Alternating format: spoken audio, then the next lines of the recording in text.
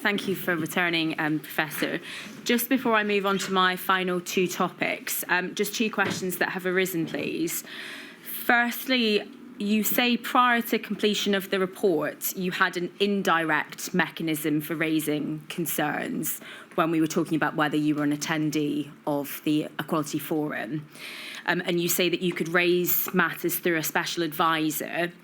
Did you ever have the need to raise any concerns? And if so, were they acted upon?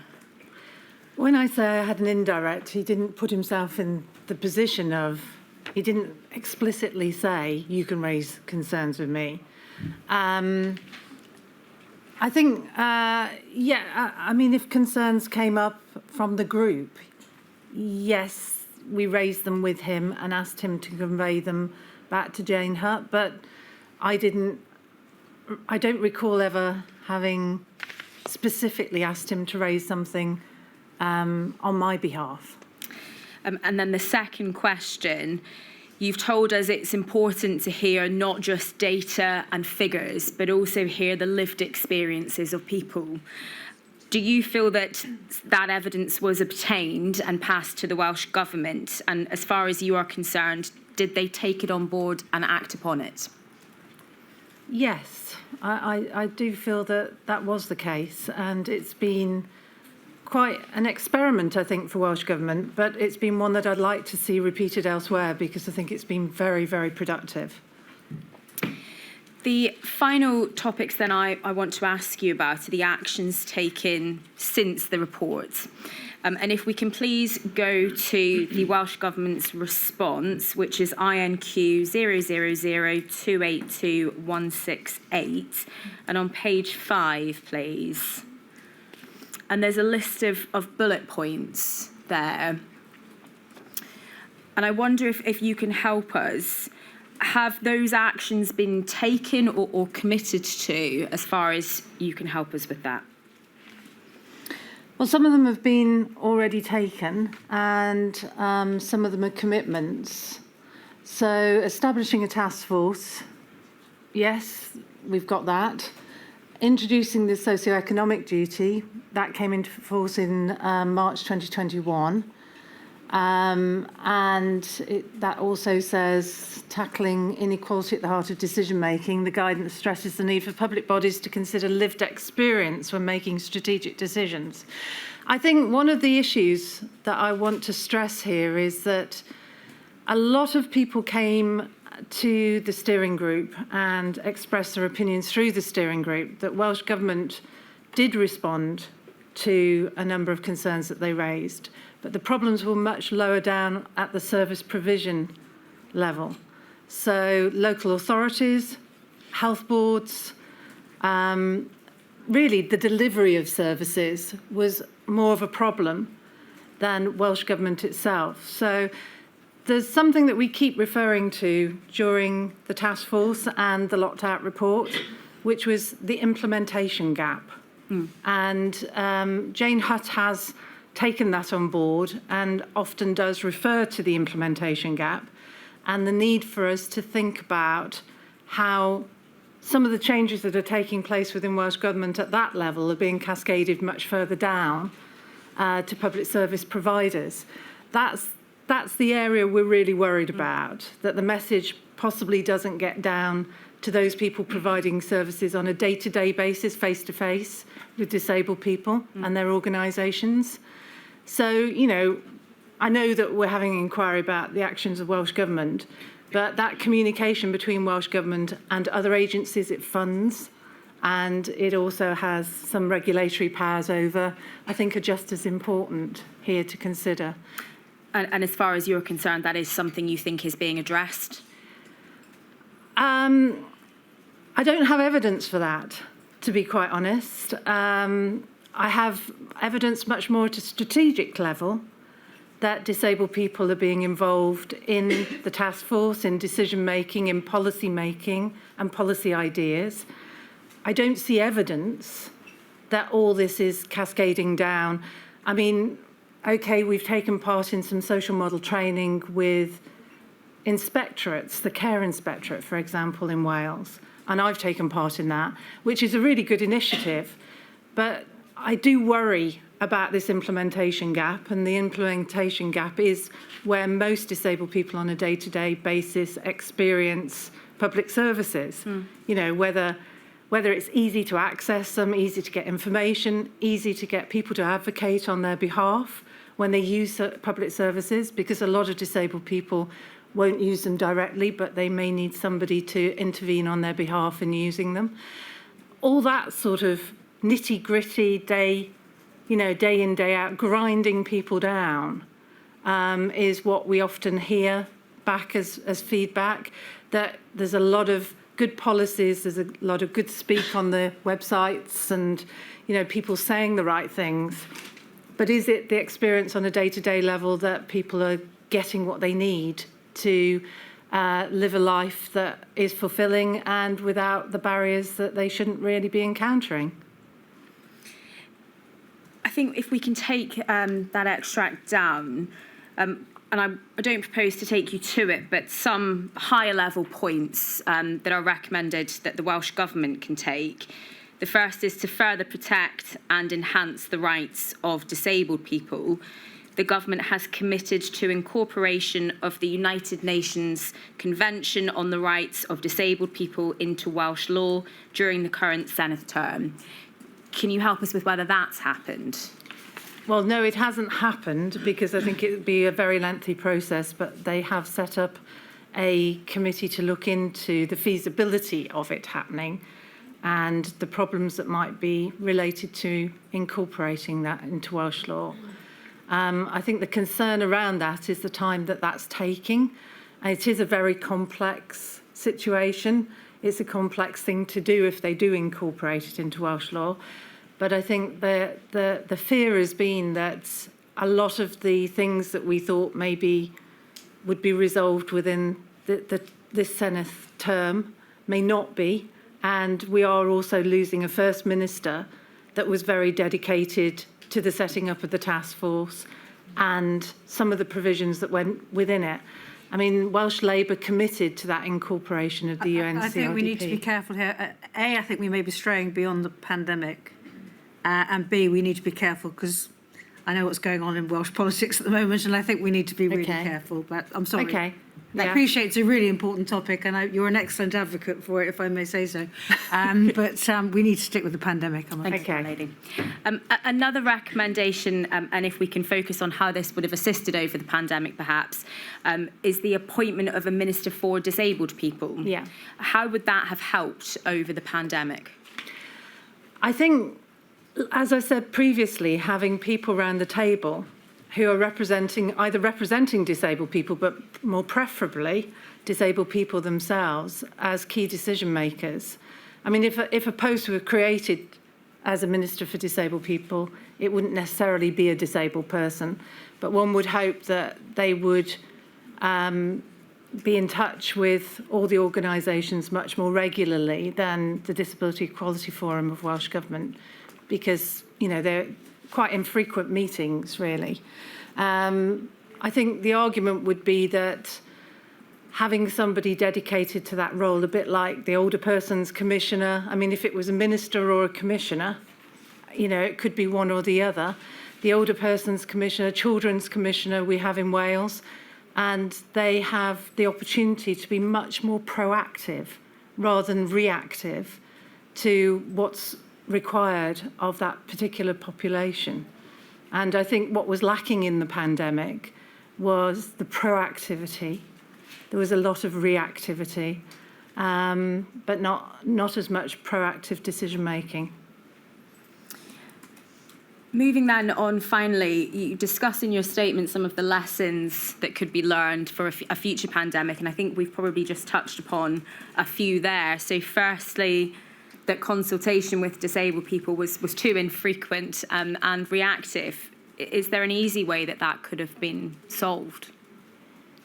Well, if there was a minister or commissioner, that might have been one reason for doing that. I think the Disability Equality Forum has strengths. It didn't meet regularly enough. Its strength is that it's made up of disabled people in their organisations, so you've got a good deal of representation there.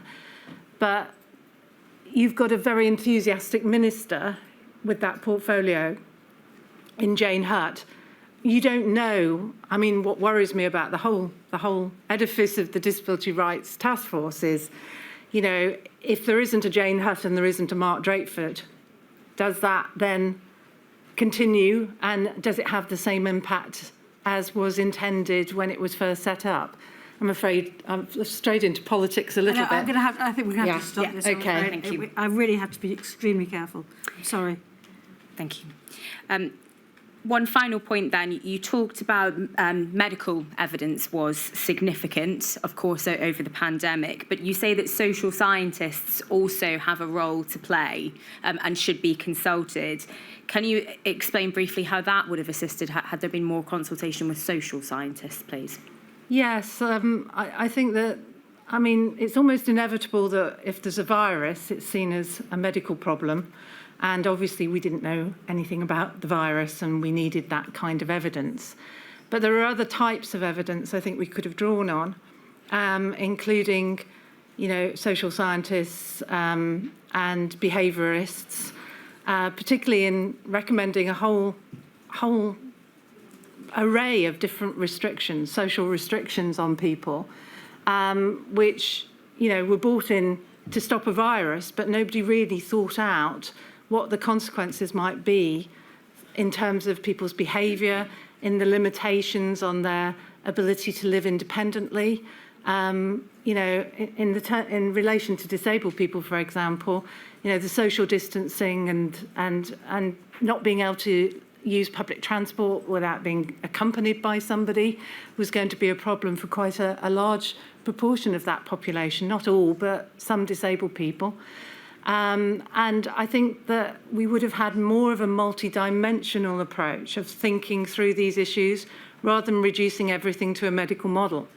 We would have had much more of a holistic social model of going back to the social model of disability in full circle, really. Thank you very much, Professor. I don't have any further questions for you, and thank you for giving me evidence today. Thank you very much for your help, Professor. Very grateful to you. And I'm sorry we kept you over lunch. Okay, thank you.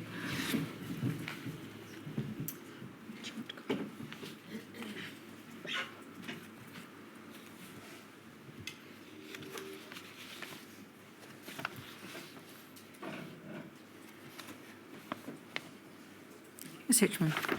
My lady, may I call Helena Herclot, CBE?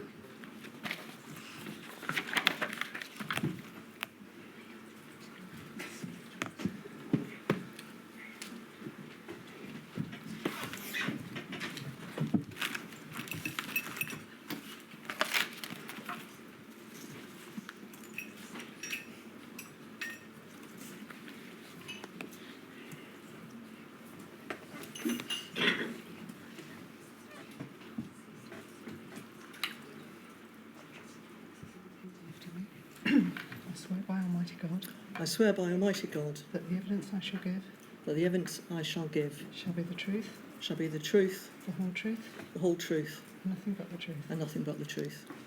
Thank you. Thank you. Thank you. If we could be careful about moving around when people are taking the oath, I'd be really grateful.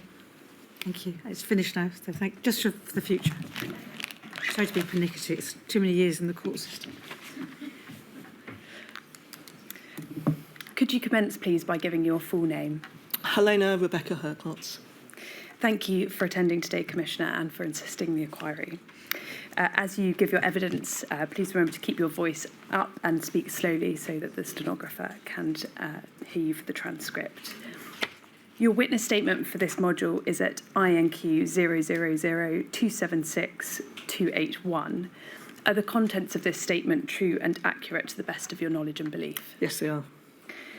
You are the Older People's Commissioner for Wales, and you have held this position since 2018. You were therefore the Older People's Commissioner during the period with which we are concerned, namely January 2020 to May 2022. Is that correct? That's correct. There are 5 topics I'd like to explore with you this afternoon. The first is your role as the Older People's Commissioner. The second is your engagement with the Welsh Government during the pandemic. The third is care homes. The fourth is your report entitled Leave No One Behind. And fifth, your joint working with the Equality and Human Rights Commission. And by way of conclusion, we'll look briefly at the lessons learned that you've set out in your report, in your witness statement. So I want to start by asking you some questions about the role of the Older People's Commissioner. The Commissioner is an independent statutory role with the remit to protect and promote the rights of older people in Wales. Is that right? That's correct. And the role was established by the Commissioner for Older People Wales Act 2006. And importantly, that defines older person as a person aged 60 or over. Is that right? That's correct. Please, can you provide a general overview of the role and functions of the Older People's Commissioner? So the key role is to protect and promote the rights of everyone over the age of 60 in Wales, a very diverse group of older people. And I've got a number of functions that I'm required to carry out. So that's about representing the interests of older people and safeguarding those interests, scrutinising the actions of public bodies, so bodies such as Welsh Government, health boards and local authorities. I'm able to provide direct assistance and advice to individual older people and to keep under review the effectiveness and adequacy of the law as it relates to older people as well. Thank you, Commissioner. And the Commissioner also has legal powers which are limited to the areas over which the Welsh Government has competency. Please, could you provide an overview of those legal powers? So I'm able to scrutinise public bodies, so to look at the way in which they discharge their functions or fail to discharge their functions as that affects older people. I have the legal power to set out and produce guidance for public bodies that they have to give regard to, so report to me on. I'm able to help individual older people, providing advice and assistance and supporting them in cases or complaints, for example. And I can carry out research and publish research drawing on the experiences of older people. Aside from those legal powers, you explain in your witness statement that the Commissioner is able to consider and make representations to the Welsh ministers, the First Minister and the Council General on any matter relating to the interests of older people in Wales, and this can include non-devolved as well as devolved matters. So the scope of your legal powers doesn't prevent you from making general representations to the Welsh Government about the interests of older people, notwithstanding that they are not within the competencies or devolved responsibilities of the Welsh Government. Is that right? That's correct, and it's important because it means that I can make representations, for example, on issues of poverty and income for older people, which is a reserved matter to the UK Government. Thank you. Turning now to look at your engagement with the Welsh Government during the pandemic, I want to start first by looking at the meetings that you had with the Welsh Government. Is it right that prior to the pandemic, you already had regularly established meetings with the Welsh Government, including quarterly meetings with Julie Morgan, Deputy Minister for Health and Social Services, and an annual meeting with the First Minister, Mark Drakeford? That's correct. And you also had meetings with other ministers as and when the need arose? Yes. And in terms of officials, your key link was Albert Heaney, the Deputy Director for Health and Social Services. And you also met with the Director for Health and Social Services, Dr. Andrew Goodall, every 6 months. Is that right? That's correct.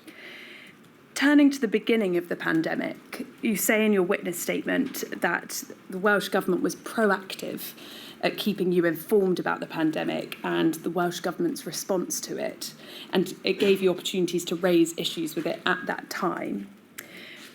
We've looked at the regular pattern of engagement you had with the Welsh Government prior to the pandemic. Did the frequency of that engagement increase or change in any way over the course of the pandemic? It did, yes. So from March, the Welsh Government, so the Deputy Minister for Health and Social Services, Julie Morgan, wanted to reach out early on. She was expressing concern about the impact of the lockdown restrictions on older people, and particularly issues around isolation and loneliness, so she sought to engage in discussion very early with that. I then had weekly meetings generally with the Deputy Minister for some months through 2020, and also had weekly meetings with the Deputy Director General for Health and Social Services, Albert Heaney. The first few of those meetings were both myself and the Children's Commissioner. And in view of all of that, To what extent do you consider that you had sufficient opportunity to meet and engage with the Welsh Government in order to raise your concerns about the impact of the pandemic on older people? So I felt at that stage that I had the opportunities that I needed through those two key people, through Julie Morgan and through Albert Heaney. And that meant that I was able to raise the issues that older people were raising with me and the concerns that I was seeing around, particularly early on, the issue about the rights of older people in terms of what was happening generally in society for older people at that time. Thank you. I want to turn to look at some of the other structures that were in place during the pandemic. You explain in your statement that one of the more positive aspects of the Welsh Government's approach during the pandemic was how it set up structures and working groups to bring people together to share information on what was happening, pool ideas and expertise, and work together to find ways forward. Please could you give a brief overview of those structures and working groups? So there are quite a lot of working groups, and so it was either myself or members of my team that would attend those, sometimes in an observer capacity given my independent role. They varied from groups which were primarily about sharing information and Welsh Government listening to issues that organisations were raising, to groups that were more about taking action and discussing how to take that action. So it varied, for example, from the Vaccination Programme Board, which was extremely effective in my view. I was able to meet with the person leading that. A member of my team attended it, and we felt that issues that we raised were listened to and acted on. And then wider meetings, such as the Shadow Social Partnership Council, which is a very large meeting. Essentially, that was much more about being kept in touch with things. So there was a range of different groups. Some of them lasted throughout the pandemic, and some of them were shorter term. And in general terms, how beneficial did you find those groups to be? It varied, I would say. It was always helpful to try and use those groups to stay on top of what was happening. Things were changing so quickly, and the impact on older people was so significant so early that it felt important to try and get into those groups and raise what was happening, as well as to get information that me and my team could then share with older people about what was happening. I think sometimes some of the groups, it wasn't so clear maybe what the terms of reference were and exactly to what extent they were decision-making or not, but most of them had some relevance and some use, I would say. You called for the Welsh Government to create a new post of Chief Social Care Officer, which the Welsh Government did in fact introduce in June 2021.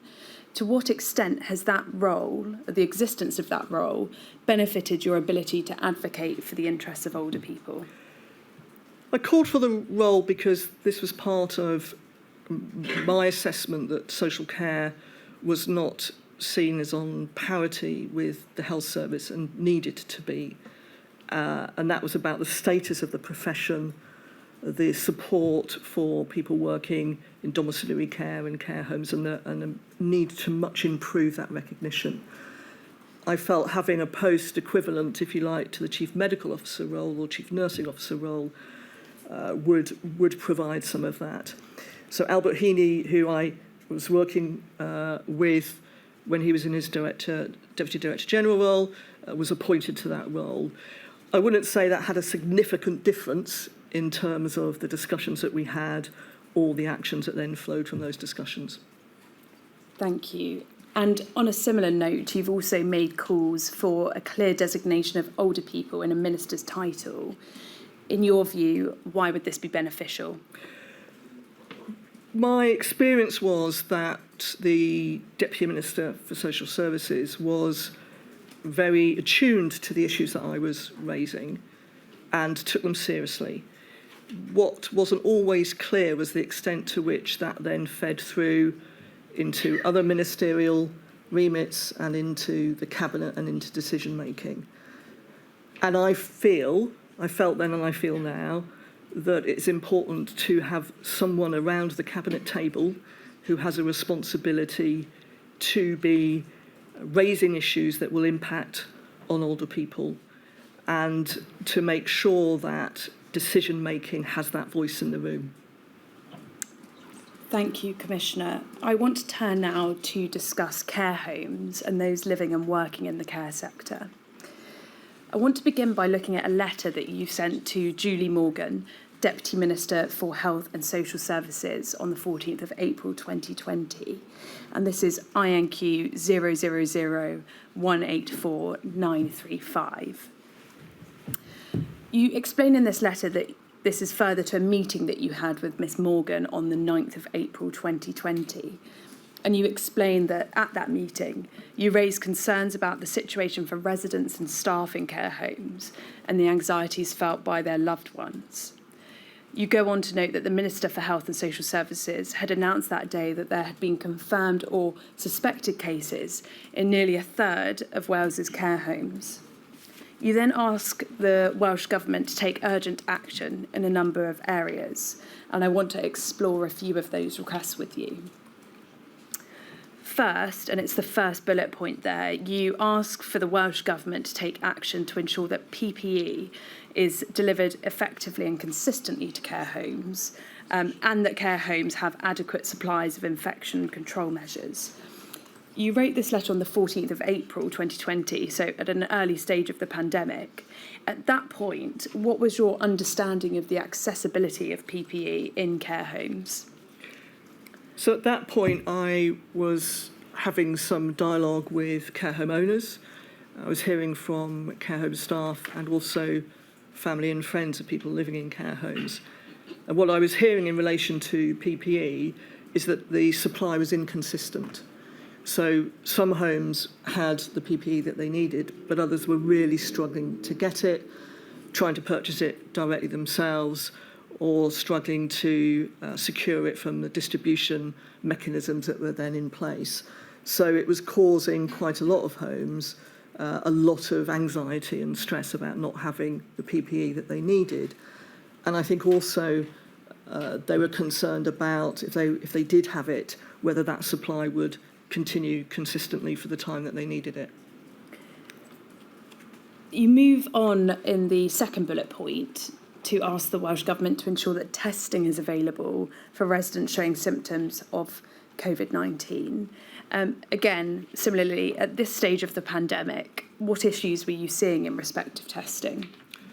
Well, this was such a major issue that older people were being discharged into care homes from hospital without testing, and people within care homes were not being tested. And the feedback I was hearing and also seeing in relation, sadly, to the number of older people that were losing their lives in care homes was that testing was an essential part of protecting people. And at that time, there wasn't the testing that was being made available. And I felt it was urgent for improvements to be made in that in particular. Thank you. And then the third bullet point relates to access to NHS services and treatment, and asks the Welsh Government to ensure that there are no blanket policies excluding care homes from receiving hospital treatment. Again, if you could just talk about what evidence you were seeing at that point as to the implementation of those blanket policies. So what I was hearing and what we knew is that health professionals had stopped visiting care homes. So GPs, for example, had largely stopped visiting care homes. So that was leaving care homes without that medical support that they needed. It meant that residents weren't seeing health professionals. But there were also some concerns that I was hearing about access to hospital treatment. So, for example, if someone fell ill in a care home, whether they would be getting access to hospital treatment. And I was concerned whether there was any blanket policy in place. So I was really looking for assurance that that wasn't the case, and that older people in care homes would not somehow be seen as less in need of healthcare or medical treatment because they were living in a care home. Thank you. And if we turn over the page to the final bullet point, you ask here that the Welsh Government ensures that information is captured and published about the levels of infections and deaths. Were you aware of problems at this stage with the collection and sharing of data? I think what struck me really early on is that people who were dying in care homes from COVID-19, those deaths weren't even being counted. And I thought that was extraordinary, and I found it then, still find it very distressing actually that was the case. But more widely, there wasn't the data really about levels of infection and levels of people dying, and therefore it's much more difficult to assess what needs to be done, assess where the resource needs to go. And this issue of inadequate data covered a number of different areas throughout the pandemic, I would say, but was very stark at that time. And just I'm sorry to interrupt. When are you talking about, as far as the people dying in care homes and their deaths not being counted, is that at the beginning? Right at the beginning, yes, in sort of March, April time, yes. So the figures will be skewed because no one was... Yes, when the deaths from COVID-19 were starting to be published, initially people dying in care homes weren't included in that data. And do you know why they weren't being counted? Was it because COVID didn't feature on the death certificate, or...?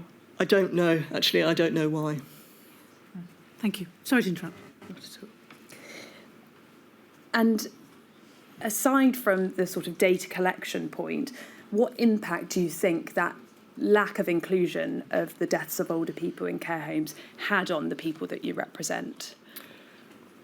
Well, I think there was so much that was happening for older people at the time, and quite a lot of that was causing a lot of distress. And what I was hearing from older people was that they were some, not all, but some were feeling that their lives weren't valued, that they weren't important, and that those feelings were compounded by things like the issuing of the letter from a GP surgery in Bridgend about DNA CPR, which caused huge distress. So there was a number of different things happening which cumulatively older people who were talking to me or talking to other older people, which has been reported to me, they were certainly feeling that sense of just not being valued. Thank you. And just for the transcript, DNA CPR is not administer. Do not attempt. Do not attempt CPR. Yeah. Thank you. Your letter raises a number of issues across very disparate areas. In your view, to what extent could these issues have been foreseen by the Welsh Government prior to them arising in people's lived experiences? I think a number of them could be foreseen. So if I take the issue of access to healthcare, then older people living in care homes should have that access to healthcare, and issues about how that can continue should have been considered. I would have thought issues about infection control and prevention were important to be considered as well. There were also issues around people's access to loved ones and to visiting, and how that could happen. So, of course, there was a lot hitting the government at this time and a lot for it to consider. But given what we knew about COVID-19 and the vulnerability, therefore, of older people living in care homes, I felt that should be such a high priority for action and for consideration of how to protect and support people living and working in care homes at the time. You called in your letter for the Welsh Government to announce a specific plan of action to minimise the spread of COVID-19 in care homes based on the measures that you set out above. Please can you explain why you advocated for this action plan? I did it for a number of reasons. I was struggling to see how the work to help older people living in care homes and those working in them, how that was being led and coordinated. So if I was struggling to see it, it was going to be even more difficult for people in care homes and families and friends to actually see what was happening. So part of it was to make clear to the public, and particularly people living in care homes and those who had loved ones in care homes, that Welsh Government recognised what was happening and was bringing all the different elements together to take action. I also felt that there needed to be an urgency and focus that I couldn't see at the time. And that's why I asked the Deputy Minister to sort of personally lead and set out an action plan so that it could drive faster progress, faster action to protect older people. I was worried that without that, the various different groups that there were, I couldn't see how that was going to drive the action that was needed as quickly as possible. Thank you. And just staying on that topic of an action plan, Ms Morgan responded to your letter on the 21st of April 2020. If we could bring that up, please. It's INQ 000184940. And in response to your request for an action plan, the letter said that Ms Morgan was not convinced that an additional plan of action over and above those arrangements, and she sets out some other arrangements above, will add value here, but we will certainly report on progress via the social care subgroup. What was your view as to the adequacy of that response? I thought it was inadequate, and I was angered actually by the notion that working on an action plan, producing an action plan, bringing the work together would add no value. At a time when people were dying in care homes, where families were distraught, I just thought the response was inadequate. I want to turn now to look at the extent to which the concerns that you set out in your earlier letter were addressed and actioned in the months that followed.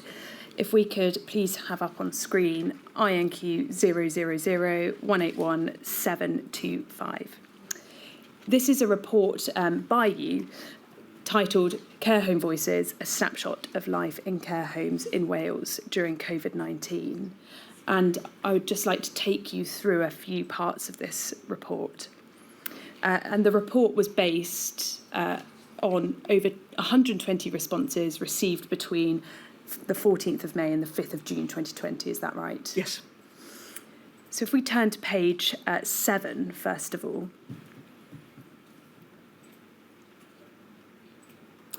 This section is titled Keeping Care Homes Safe. And towards the bottom of the page, you state as follows. In early April, the Welsh Government announced it had procured 5 million pieces of PPE that would be distributed to local authorities throughout Wales, which I welcomed. And some care home managers reported that they had managed to source consistent supplies of PPE, often with support from the wider system, and had remained well stocked. If we then turn over the page to page 8, you state here, other responses, however, highlighted the difficulties and frustrations that care homes had faced in trying to access PPE and the length of time it took to obtain this vital equipment. Is it fair to say then that by June 2020, the date that you wrote this report, access to PPE was patchy, with some care homes able to access it more readily than others? Yes, I think that is fair based on what I was hearing. So I wasn't hearing from everybody, but based on what I was hearing, my sense was there had been improvements, but it was still patchy. Thank you. Turning now to page 10, which concerns testing.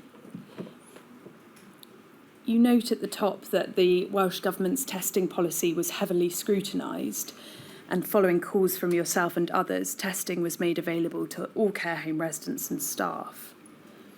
However, it appears from your report that from the information you were hearing, access to testing was not quite that easy.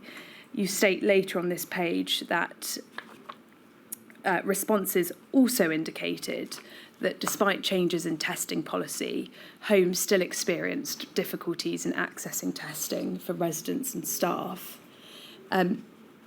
So again, would it be fair to say that there was a mixed picture from the information you were hearing about the efficacy of that change in policy? Yes, there was, yes. And what effect did that have on the older people for whom you advocate? It was an incredibly worrying time for people in care homes. And I think actually the quote at the top of the page says it all about the gentleman who said, why wasn't Joyce important enough to have a test? It felt very personal, of course, to people who were at risk, who were seeing other residents fall ill and die, who were seeing loved ones die, that the testing just wasn't there consistently or quickly enough.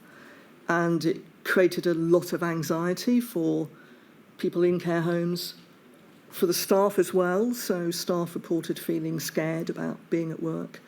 And of course, for family and friends who often have gone through a very emotional process when a loved one moves into a care home, and were now distant from them and worried about what was happening. Thank you. And relatedly, to what extent were changes made to the capture of data, going back to the point we discussed earlier about inclusion of the deaths of those in care homes? So the data did improve, and I can't recall when the data changed, but it did change, and we would then see every week how many older people were dying as a result of COVID in care homes. Thank you. I just want to look at one further section of this report, which relates to a topic that you did not raise in your letter to Miss Morgan, but which does feature heavily in your witness statement, and that's connection with loved ones. If we could turn to page 50. You note at the top of this page that many older people had not seen their family and friends at all for prolonged periods and had concerns about the impact that lockdown could be having on their well-being. And if we turn over the page to page 16, there is a slightly more positive point that you note, which is that on the whole, however, the responses we receive indicate that people were able to stay connected with their loved ones in care homes, with care home staff supporting residents to do video calls or share updates online via email or Facebook. In your view, to what extent was the social impact of lockdown on older people, whether in the care sector or elsewhere, sufficiently considered by the Welsh Government in its decision-making? I think in the decision-making that the Deputy Minister for Social Services, Julie Morgan, was making, I think she did consider it. So she was very attuned, I think, to the emotional impact and had raised issues with me early in the pandemic.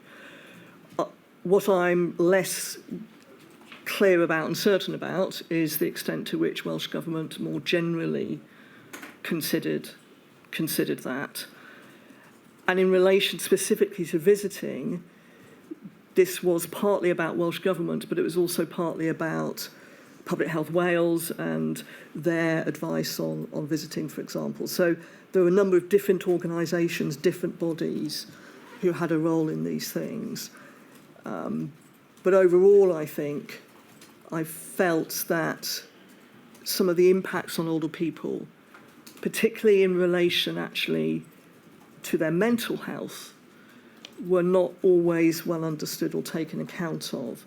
I think there was a better recognition of physical health, but maybe not so much of the levels of anxiety and depression and stress that older people were experiencing. Thank you. And just finally on this report, I'd like to turn to your conclusions at page 22. I won't take you through all of this, but just to go through it reasonably quickly. You note in the third paragraph that there was a significant disconnect between what was being promised at policy level and what was being delivered on the ground. And then you go on to state in the fourth paragraph that many of the issues and challenges that have been shared with you could have potentially been avoided through more effective planning and engagement with care homes at an earlier stage and the provision of clear practical information and guidance. And then just over the page at page 23, you provide various suggestions of immediate actions that could be taken.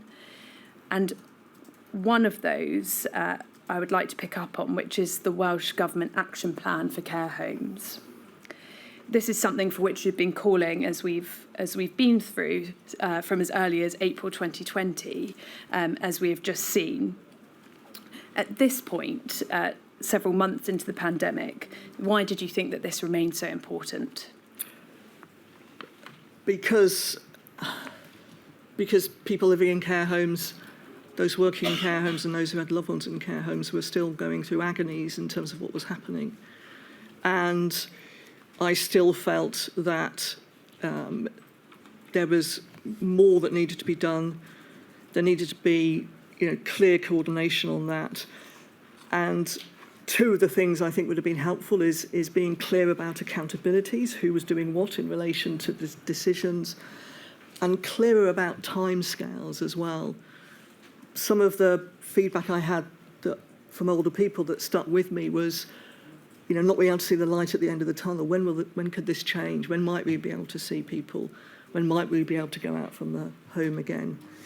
And I felt it would also importantly indicate to older people and their families the seriousness with which Welsh Government was taking the situation. And finally, the issue about consistent and clear information. So people working care homes, particularly managers, were saying they were still getting a lot of different guidance and changes, and that was very difficult for them to manage and deal with. Thank you. An action plan was eventually published on the 30th of July 2020.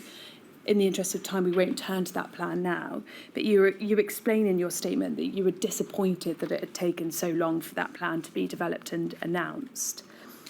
As we've already discussed, Ms Morgan initially rejected your proposal as it was felt that it would add no value. In your view, did that action plan have the value that you expected it to have when it was implemented? I think it would have had greater value had it been done earlier. And I was pleased that they had published it. It wasn't as comprehensive and clear as maybe I would have liked in relation to those two issues of accountability and timescales. But it was a step forward, and it felt an important step forward at the time. We have been through a handful of examples of you providing your views to the Welsh Government. To what extent did the Welsh Government proactively solicit your input as to the risks that would be faced by care home residents? It was a topic of discussion in my regular meetings. It wasn't always easy to say who initiated that discussion, but I would say that the Deputy Minister would, on an ongoing basis, be keen to hear feedback from me about what older people were experiencing. We discussed the Care Home Voices report, and she was keen to discuss that and to hear about what people were experiencing in care homes at that time. Thank you. I want to turn now to look at one of several reports that you produced during the pandemic. The Leave No One Behind report, if we could have that up. It's INQ 184908. And this report was based on information, experiences and ideas captured at 16 online engagement sessions that you held with older people and those who work with and support them across Wales. Is that right? That's correct. If we could turn to page 10, please. We can see a quotation from an older person. We are all feeling that if we do get ill as older people, whether we will get the treatment that we deserve, or if we would be seen as dying soon, and if that would result in poorer treatment. To what extent was that a common theme in your interactions with older people during the pandemic? It did come up quite a lot. I think the issue I touched on earlier about do not attempt CPR, and particularly that letter, which of course got a lot of publicity. we heard from other older people Could you who... tell me about the letter? I'm sorry. Sorry, yes, Sorry, of no, course. please just tell me about the letter. So this was a letter that came out from a GP surgery, I think in very early April, that was sent out to a number of its older patients and people living with frailty, saying that it wanted to complete do not attempt CPR form for them. And it went on to say that if they fell ill or needed treatment, essentially that they shouldn't call 999. And it also went on to say that scarce resources would be directed to those who were young and fit and more able to benefit. So it very starkly set out how older people were being viewed at that time. I've of course raised that, and there was an apology issued by the surgery, but that stayed with people. That feeling stayed with people. I'm not surprised. And when that happened, my advice and assistance team then got quite a lot of calls from older people and their families saying, actually, we've seen that our loved one has a do not attempt CPR form, but we knew nothing about it. And my concern then was that it really broke the trust that some older people had with the NHS, and this quote speaks to that, really, that they felt that maybe they wouldn't get the treatment that they needed. And the other thing that was happening at the same time was that the messaging about protect the NHS, I think, was having a damaging effect on some older people as well, who felt that they shouldn't approach even when they were ill. So that it deterred them from seeking help when I think they should have done. And all of these things people were experiencing, and I think particularly for people living on their own, it was frightening. Sorry to interrupt. Just to pick up on that point you raised, Commissioner, about dissuading older people from utilising the NHS, if we could turn to page 12, please. And reference is made here to one of the earlier steps taken by the Welsh Government in response to the first wave. And it says at the top, all non-urgent surgery and outpatient appointments were suspended in March, and many older people, afraid of the risk of contracting Covid-19, have stayed away from GP surgeries and hospitals. This means that many older people throughout Wales have not been able to access the healthcare services and support that they need. To what extent do you believe that the impact of harms from non-COVID illnesses and health-related problems were considered in the early days of the pandemic? It's difficult for me to assess that, really, but the issue of the way in which communications were done and the potential deterrent effect of that, I don't think was considered. And throughout the pandemic, one of the issues I raised with Welsh Government and others was the importance of communicating appropriately with older people who I think were more likely to deter themselves from approaching the NHS and elsewhere for help. And I actually wanted messages that would encourage people to come forward if they needed help and support. So I think there wasn't probably as much recognition as there needed to be of that impact. Thank you. And just to pick up on the point you've raised about communication with older people, if we could turn to page 22, please. And there's a quotation here from an older person which reads, "So many feel disconnected, mainly because so many don't use social media. As many times as my group have been shown even basic use of tablets, phones, they don't feel confident to use them when alone. This, of course, makes many feel discriminated against as they don't get vital information." The topic of disconnection and lack of communication is one that recurs throughout your witness statement. And we've already touched upon connection with loved ones. But I want to look now at access to information, including public health information. You explain in your witness statement that around a third of those over the age of 75 were not online. How accessible was the messaging about the pandemic to this group? For people who are not online, it was much, much more difficult, not just to get information, but to check out whether that was the correct information. We all often, if we are online, will use different search engines to verify information.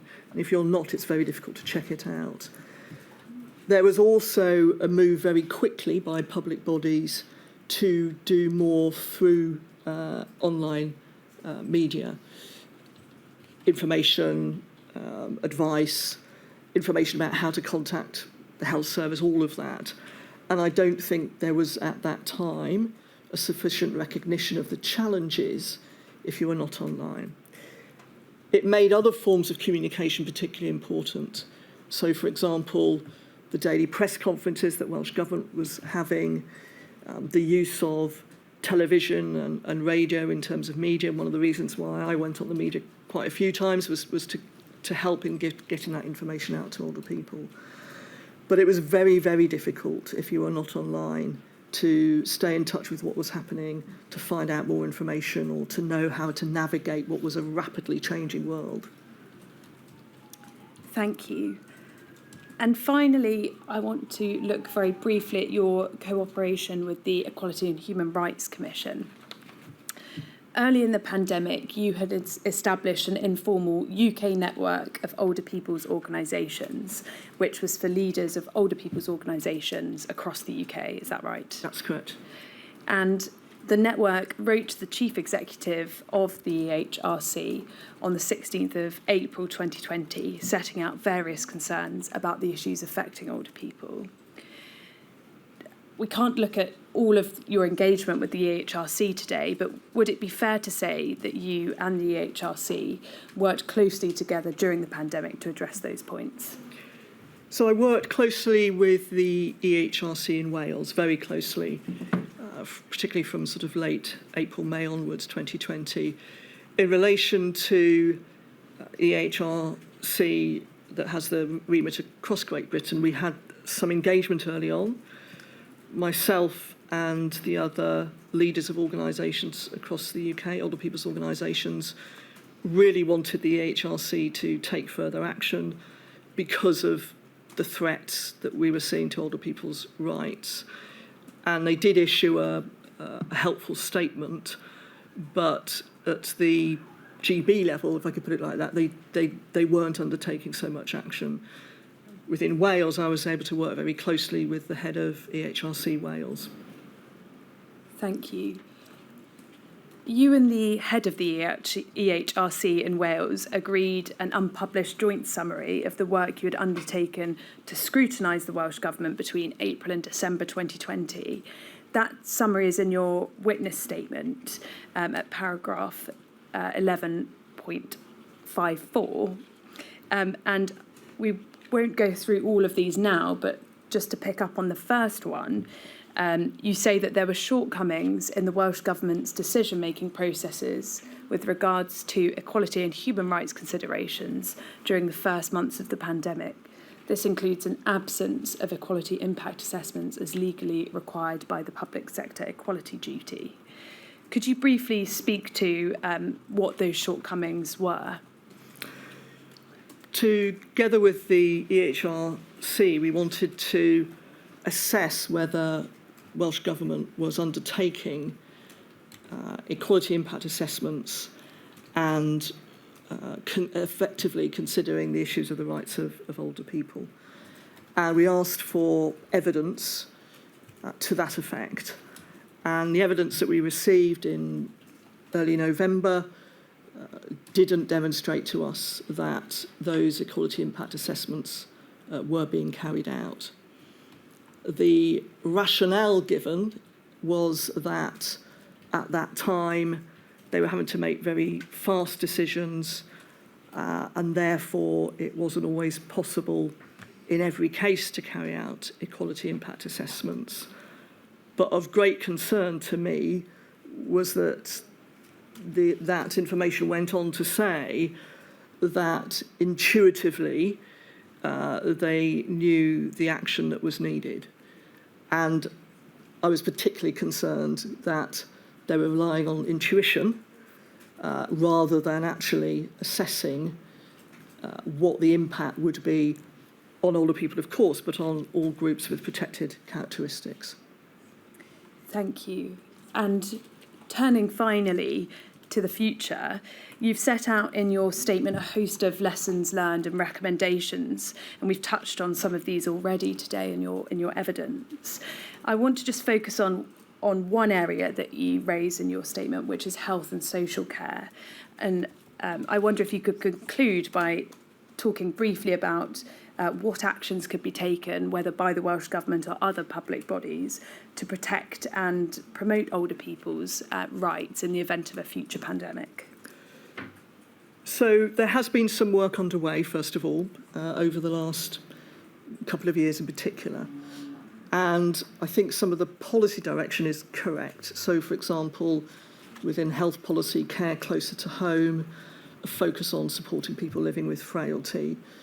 In relation to social care, there's been welcome measures taken to improve the wages of people working in social care, to improve data collection. Overall, however, I still feel that there isn't an adequate focus on enabling us all to age well and healthily, on providing support in relation to mental health support and rehabilitation support for older people.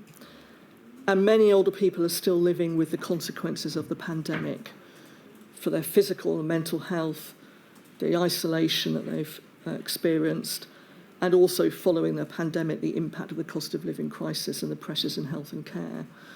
So what I'm hearing from older people is actually some of them are facing their toughest times now. Thank you, Commissioner. My lady, I have no further questions. Right, I think we do have some Rule 10 questions. Who is it?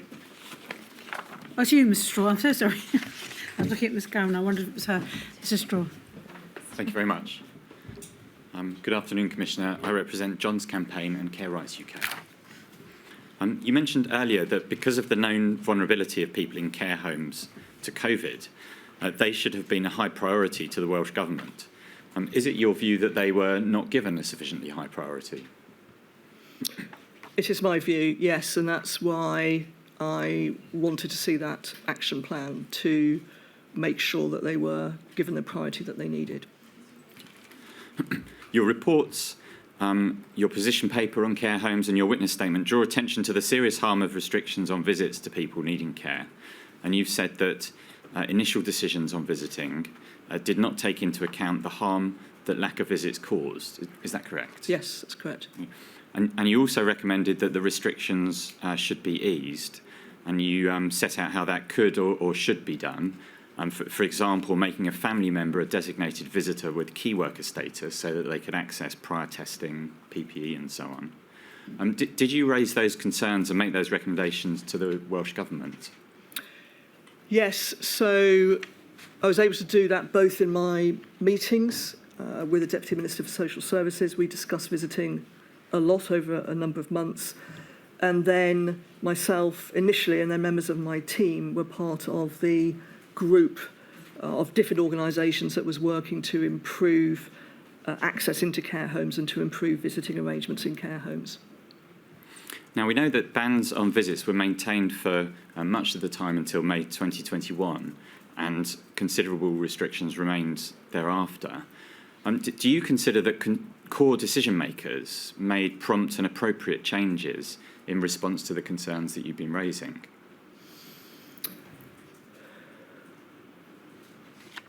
I think it varied throughout that time, and there was part of an issue about making prompt decisions, but making sure the implementation would work. So if I could explain what I mean by that, if guidance suddenly changed and issued, but people who had to implement that guidance hadn't fed into it, made sure it would work, then it was unlikely to have had the impact that it wanted. So I think there was a very real tension between moving quickly in order to enable safe visiting and doing it in a way that would mean every care home would be enabling safe visiting. To take a specific example, you've noted that the suspension of outdoor visits in September 2020 may have been a disproportionate response, which would have been very damaging. Did you consider that core decision makers had properly taken into account the concerns that you'd raised earlier than that about restrictions on visits? So, as I said, it was definitely an ongoing discussion that was happening with the Deputy Minister, and I would say she did understand that. I think part of the challenge on visiting was it wasn't always clear who the key decision makers were, particularly between Welsh Government, Public Health Wales, and then the local teams that were making those decisions and care homes.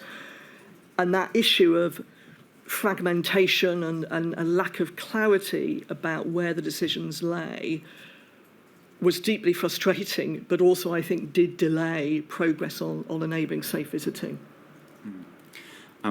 Part of your Care Homes Voices report was read out earlier, where you indicated that there was a significant disconnect between what government discussed and what it delivered. And that report also noted you had serious concerns that older people's rights weren't being sufficiently protected. Could you explain in more detail what you meant by that?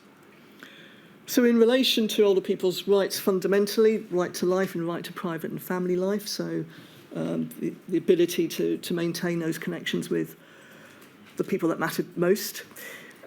So that was a key concern. Could you repeat the first part of your question, please?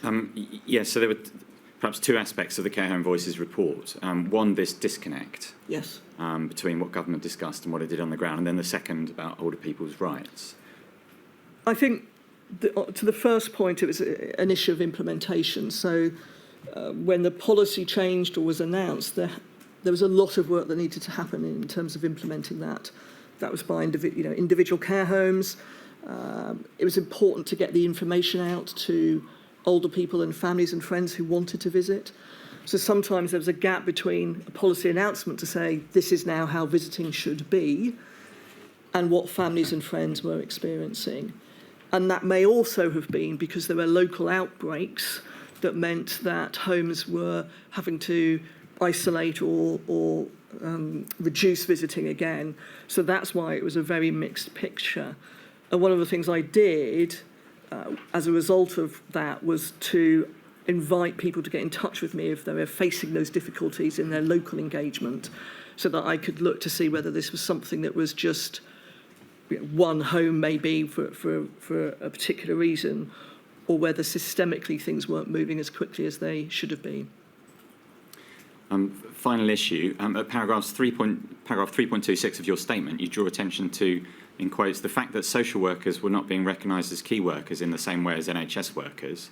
And earlier in your questions, you raised the lack of parity between social care and the health service. In what ways was there a lack of parity between social care and the health service? Well, I felt that social care was definitely seen as secondary to the health service in a number of different ways. If you look at the way in which, the wage levels in relation to health and social care, for example, the way in which society talks about social care, it doesn't feature in the way that people talk about the NHS.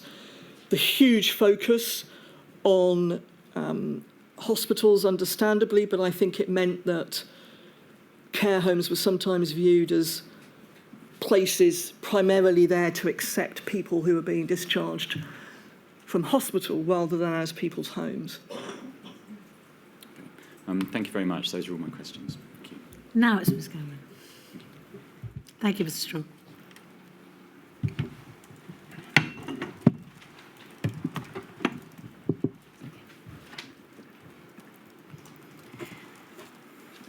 I ask questions on behalf of Covid-19 bereaved families for Justice Cymru. You agreed in response to questions from Ms Hitchman that certain issues which arose during the pandemic could have been foreseen by the Welsh Government prior to them arising in lived experience. We know that the threat of a widespread respiratory virus was emerging in January and February 2020.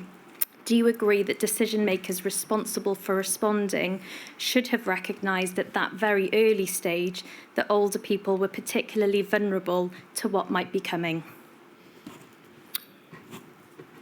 So I wasn't engaged on this issue with Welsh Government in January and February. They weren't raising it with me. So I think that indicated that at that time, maybe they weren't giving it that focus. They started to engage with me on the issue, I think, in March.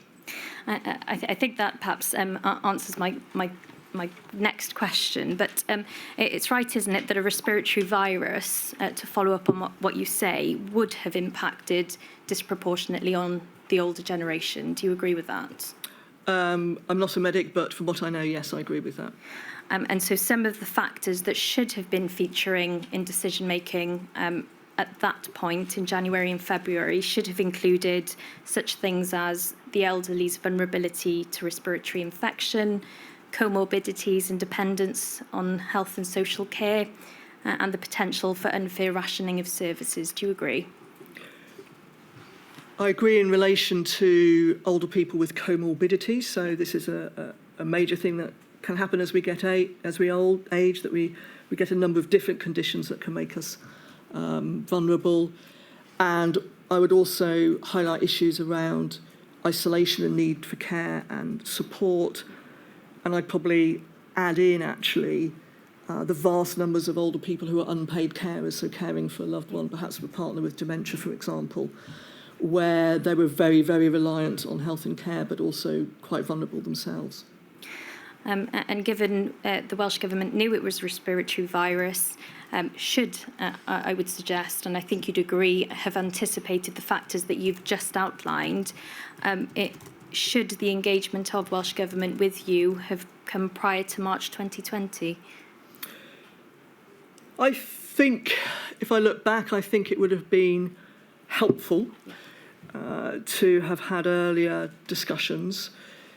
I think me and my team, like everyone else, was beginning to see what was happening in Europe, particularly in Italy.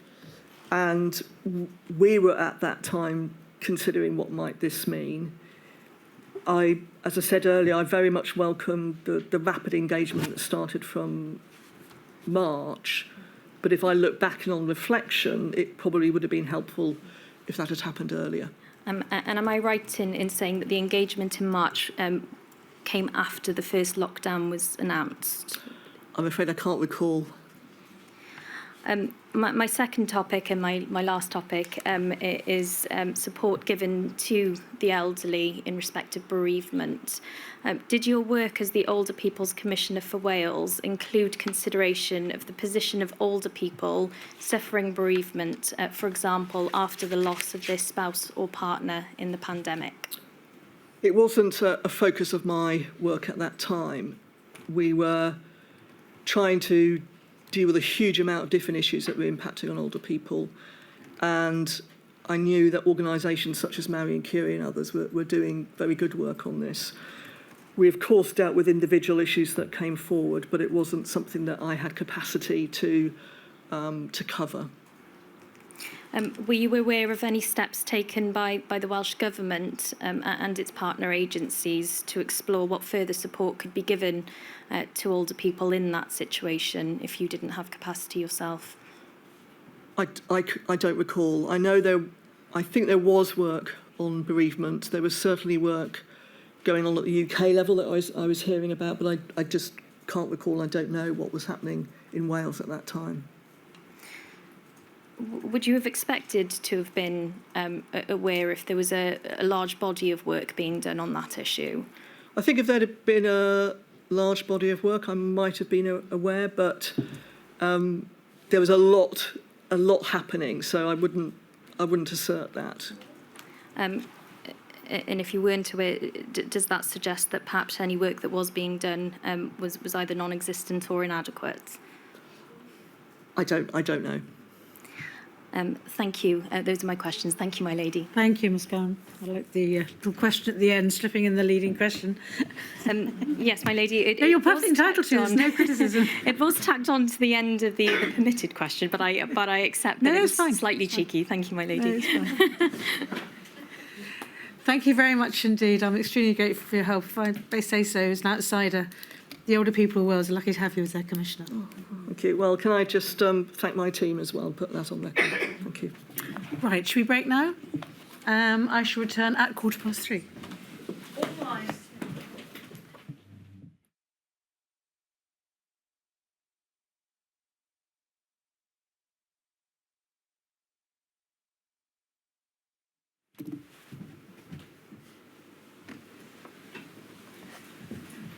Yes, Ms. Khan. My lady, may I please call Professor Sally Holland?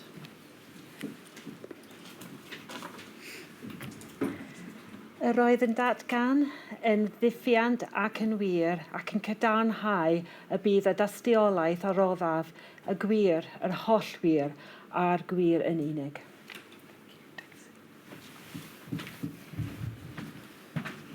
Professor, could you please state your full name to the inquiry? My name is Professor Sally Holland. Thank you. Thank you for attending today and thank you for assisting the inquiry. Please remember to keep your voice up and to speak into the microphone in front of you, as that will help the stenographers to hear you for the transcript that is to be prepared of your evidence. If anything's not clear when I ask you a question, please ask me to repeat myself. You have provided one witness statement for this module of the inquiry. We don't need to bring it up, but your witness statement is at INQ 000361393. That statement was signed and dated on the 30th of November of 2023. Is that statement correct to the best of your knowledge and belief? Yes, it is correct. Thank you. Professor Holland, by way of overview of your career to date, such as is relevant to the scope of this inquiry, you were the Children's Commissioner for Wales between April 2015 to April 2022, is that right? That's correct. Ms Rocio Cifuentes assumed the post of Children's Commissioner for Wales in April of 2022. So you were therefore the Children's Commissioner for Wales during the majority of the period with which this inquiry is concerned, namely January 2020 to May of 2022. Is that right? That is correct. Thank you. I'm now going to ask you some questions about your office as the Children's Commissioner for Wales. As regards the office of the Children's Commissioner for Wales, this is a statutory office, the principal aim of which is to safeguard and promote the rights and welfare of children in Wales. Is that right? Yes, that is correct. You set out the Commissioner's powers in your witness statement. These powers include the power to provide assistance to a child in certain circumstances, and the power to make representations to the Welsh Government about any matters affecting the rights and welfare of children. The Commissioner's powers relate to the functions devolved to the Welsh Government and devolved to public bodies in Wales. Is that correct? Yes, that is correct. If I can ask you please to reflect on your work throughout the pandemic, can you please provide a brief overview of how you think the pandemic had an impact upon children in Wales? Well, I'm very pleased this afternoon to have the opportunity to highlight the specific experiences of children and young people during this pandemic here in Wales. I think Sorry, would you repeat the question again? The impact on children? Please, yes. If you can provide a brief overview of how you think the pandemic had an impact upon children in Wales. The impact was immediate, but also we're now seeing a longer-term impact as well on children, particularly around confidence around school attendance and mental health. But children experienced an extraordinary period, losing many of the the activities that all of us would have taken for granted in our own childhood, of course, attending school, socialising with friends, visiting grandparents, etc. And we need to remember that these are not just nice-to-haves for children, but they're an important part of their development and their ability to thrive. They need to do these things in order to grow and learn and thrive. So things like playing and being outside are not just a nice to have. So children, it did have a profound effect on children. I think that, many people were very aware of that at the time, but sometimes their experiences were not always recognised separately from the general population. And I think, it was seen at the time, and we were able to highlight at the time the impact. I think what has become more and more evident is that has continued for many children, but particularly for children from specific groups. Yes. So just as adults are not all the same, neither are children. They don't have the same views, they don't have the same life experiences, and the inequalities that children experience outside of a pandemic became more and more evident during a pandemic. Yes. So inequalities caused by poverty, disability, and associated actually with those things, their ethnicity as well. Yes. We really saw that difference, and children who were vulnerable for other social reasons, yes. Safeguarding reasons, for example, for whom the home wasn't necessarily a safe place all of the time. Inevitably, it had a greater impact on those groups of children. Thank you, Professor. And we may pick up on some of those themes as we go through your evidence. I would now like to ask you some questions about the means through which your office liaised with the Welsh Government during the pandemic. I would like to ask you first about your meetings with Welsh ministers. Do you consider that you were able to meet with or consult relevant ministers in the Welsh Government throughout the pandemic? The short answer to that is yes. I certainly did have regular engagement, particularly just as the Older Persons Commissioner has just explained, with the Deputy Minister for Social Services, who is also my designated link minister, and with whom I had weekly telephone calls from mid-March onwards, and they lessened slightly in frequency as time went on. Right from the outset, in writing and verbally, we made it clear to government, including ministers, that they should see our office as a resource. We would retain our independent status and make sure that we fulfilled our legal functions, but we were a resource to help them analyse which potential decisions they might be making, and as a conduit of children's views and experiences. We were able to give them direct access to how children and those who were caring for them and caring about them were experiencing the pandemic. And we were also able to help them communicate decisions to children directly and in an understandable way. So, as I've said, my main contact was with the Deputy Minister for Social Services. As before, meetings with other ministers continued, and it became more frequent at certain times. For example, with the Education Minister, there were 2 Education Ministers in this period, and when there were crucial decisions to be made, for example, around exams and obviously school closures and openings, we had more frequent meetings. I felt there was a real, I think especially as time went on, both officials and ministers saw that what we could bring in terms of aiding them to meet the needs and rights of children. There was a real eagerness, I think, to hear about individual children's experiences. It was hard for them to get access to that directly. That was always really what the Deputy Minister for Social Services wanted to know on our phone calls. What's going on? How are the most vulnerable children? And we knew that from our own direct communication with children, but also our regular contact with institutions and agencies as well. And they want, Professor, yeah, I don't mean to interrupt you, but at this point I am just going to ask you if you can to just please slow down to enable the stenographer to keep pace with what you're saying. You've described that, I think, to summarise what you've said, that you do feel you were able to meet and consult Welsh ministers regularly. If I can please ask you now about the first contact that your office had with the Welsh Government in relation to the pandemic.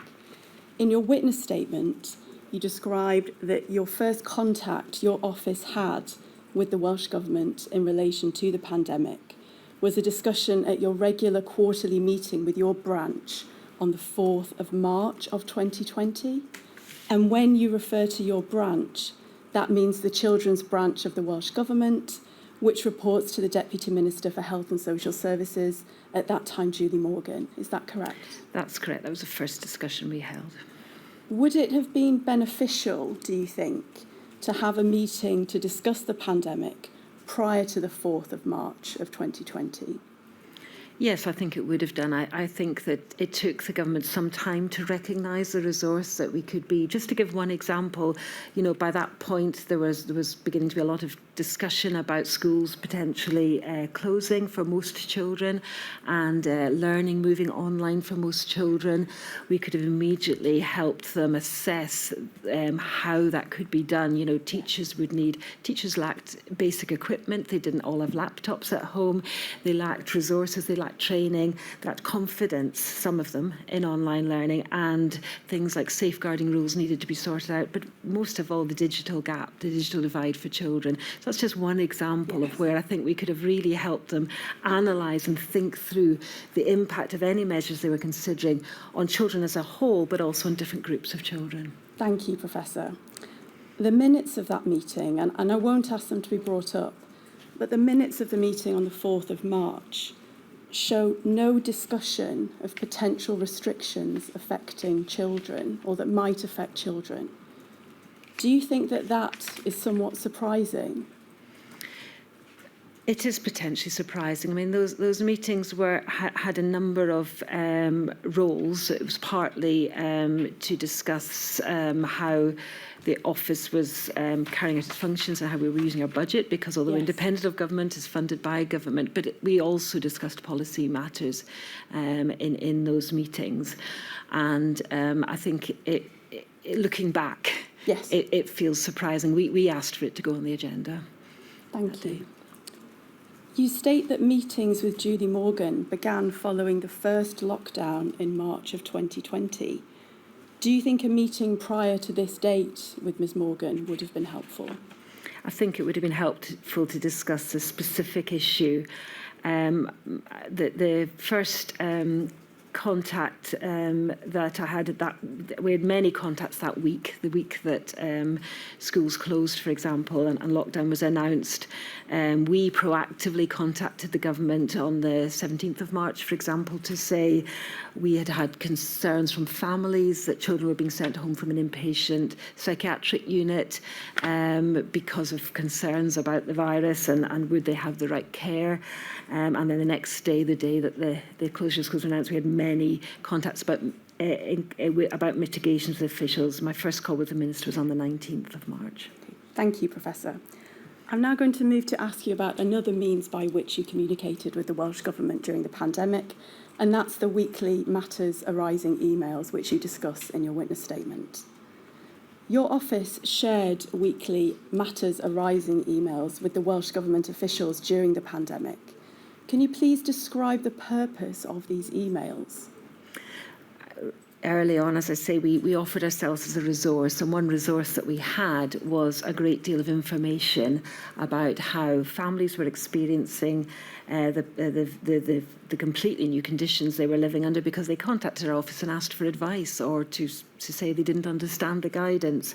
We also were proactively calling institutions like the youth prison and the secure unit to ask how they were and did they have everything they need. And we had lots of direct contact with children and young people directly as well. So we saw that we could be a resource. We offered to send in and collate matters that had risen for us that week through our casework or our other contacts. We saw it as both a source of information for government, but also so that we could have accurate guidance back, so that we could give accurate advice to families and children as well. early on we said, rather than this being sent to lots of disparate parts of government, please could all of the directors or deputy directors come together? The government was keen to do that. So we effectively created a platform for some cross-portfolio discussions about children's rights from early on. That was a new setup which felt very valuable, I think, in terms of everyone updating everyone on what was happening with various children's issues. We were able to just point out where there were still many anomalies. Yes, but if we can turn to an example now. Before you do, Fred, you are going to have to slow down, or the stenographer's going to have my guts for garters. So I'm so sorry, my lady. I will do my best. I know it's difficult. One's speech pattern is very difficult to change. I know that. But if you could just maybe just think about, have some water or something to try and take a breather. I will do. Thank you. If we can please bring up document INQ 000191184, and I can see that's on the screen. Thank you. This is the document that was sent on the 1st of April of 2020, and it's entitled CCFW Matters Arising between the 26th of March 2020 and the 1st of April. We've now turned to page 1 of that document, and here we can see under the heading Health a series of concerns that were raised by your office. Further concerns are raised under headings of social care and education, and there is a final section at the end headed Other Concerns. This is an example of the matters arising emails that you sent during the pandemic. Do you consider that these emails were an effective means of communicating with the Welsh Government during the pandemic? I feel that it was. I feel it gave them immediate access to issues being raised. We didn't filter these, particularly we collated them and arranged them in themes for the convenience of the government.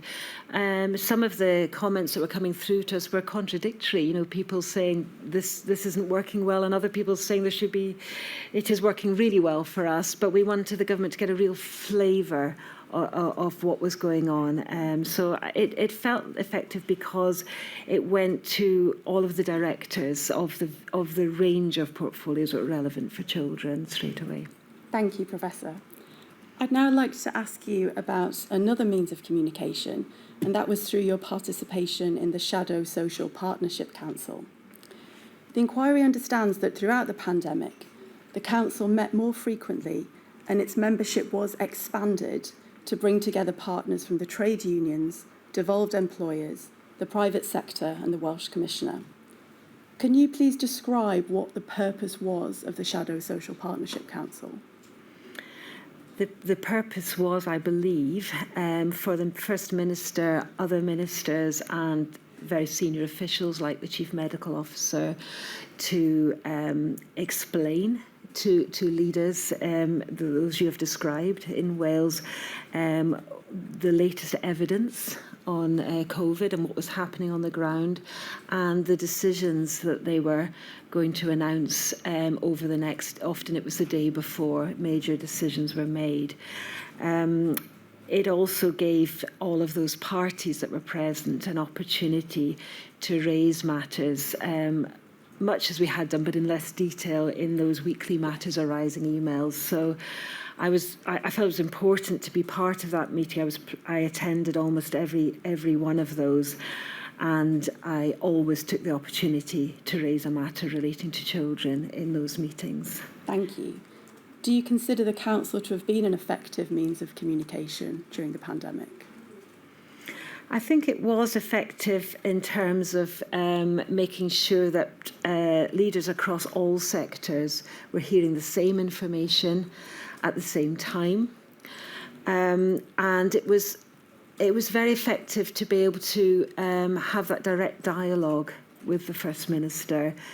I think it probably helped to reinforce a bit of a sort of one public service ethos that we have in Wales, but I would be keen to point out that I don't think that led to groupthink. You know, they didn't mean that everyone therefore agreed with everything. It was a forum where it was both encouraged and possible to raise concerns about announcements that might be coming. It gave us an opportunity as well to be ready to, in my case, to communicate decisions to children, young people and those who care for them effectively the next day.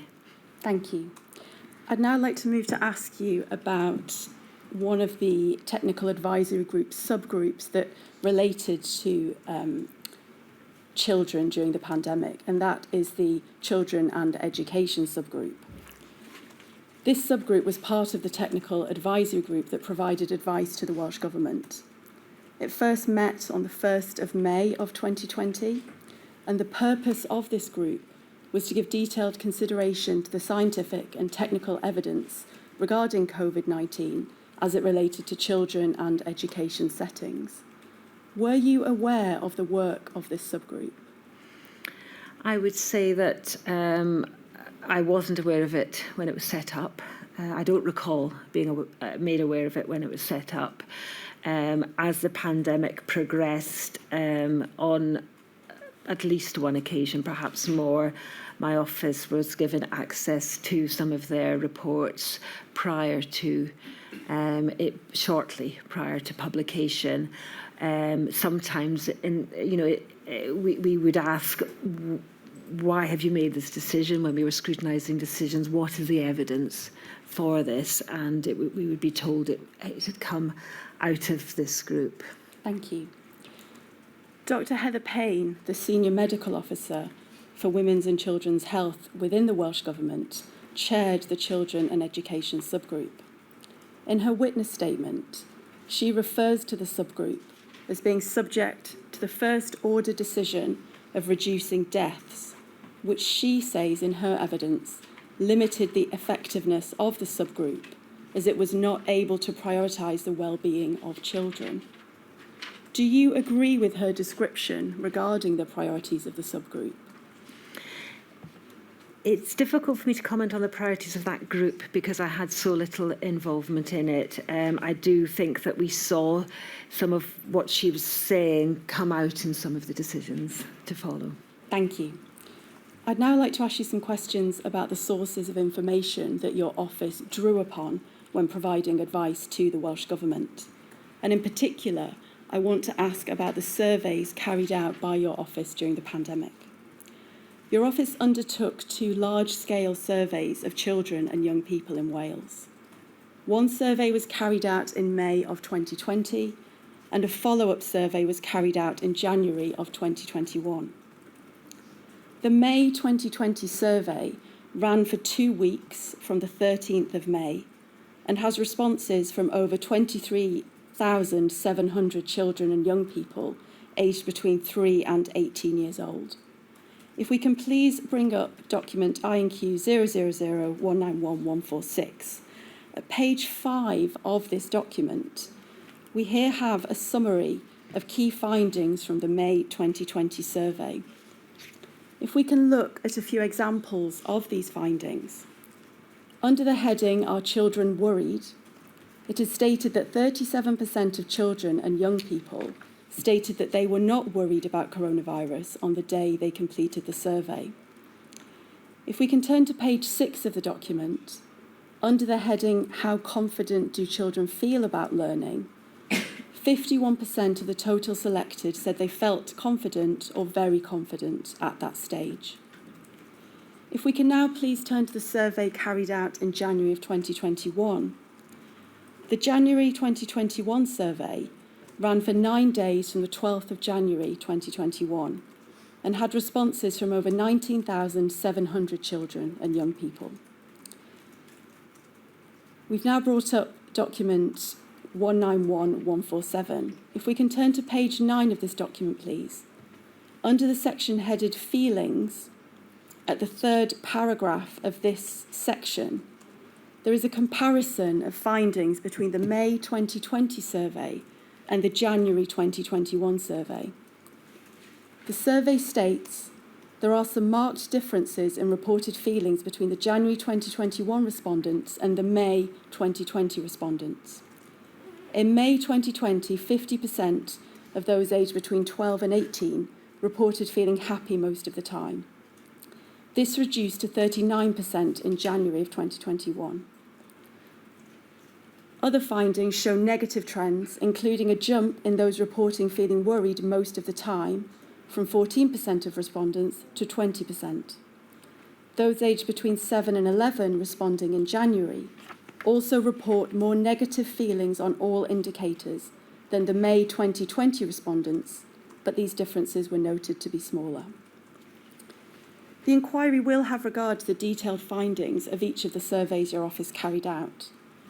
Can you please tell us in broad terms what the surveys told you about the impact of the pandemic upon children in Wales? I think that the survey gave us the opportunity to get views from a broad group of children. In fact, it was 1 in 20 of children in Wales answered the first survey in May 2020. We were able to, of course, speak in depth to individual children, but this gave us a broad view. It reminded us that children don't all feel the same, they don't all think the same, and that some children were thriving and feeling safe. But as expected, some groups of children were finding the restrictions and the various changes to their daily way of life much more difficult than others. That impacted according to age. So adolescents tended to find things much more difficult and were more worried than children. I'm sorry to interrupt you again. Too fast. Can I just ask you to slow down just a little bit, please? Thank you. Yes.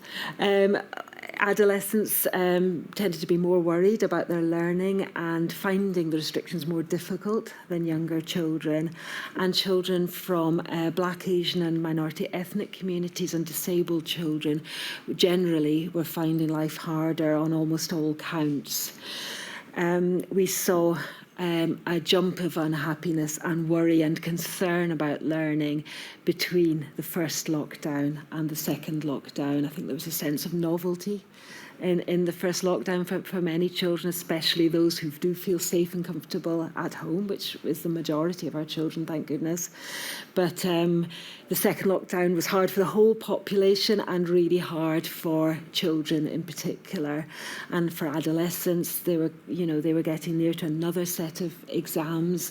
They were concerned about their learning and they were really missing socialising, that important developmental window that adolescents have to spread their wings and socialise with others. I must emphasise when we look at the difference between the two surveys that we don't know whether the same children answer the survey both times. So I see it as much as a temperature test of how children were feeling in both of those lockdowns.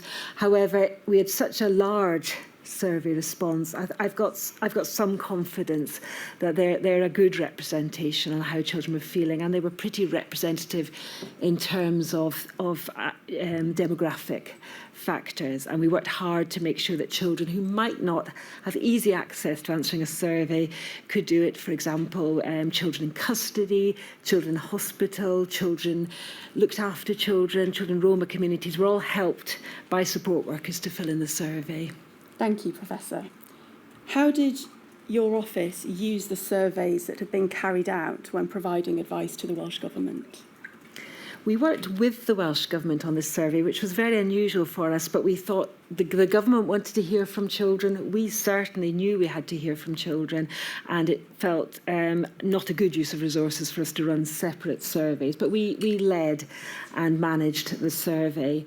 And we fed in, as soon as we had the first 5,000 responses in May, so really within days of the survey opening, we were feeding in to officials and they were to the Education Minister, for example, some key education and well-being messages.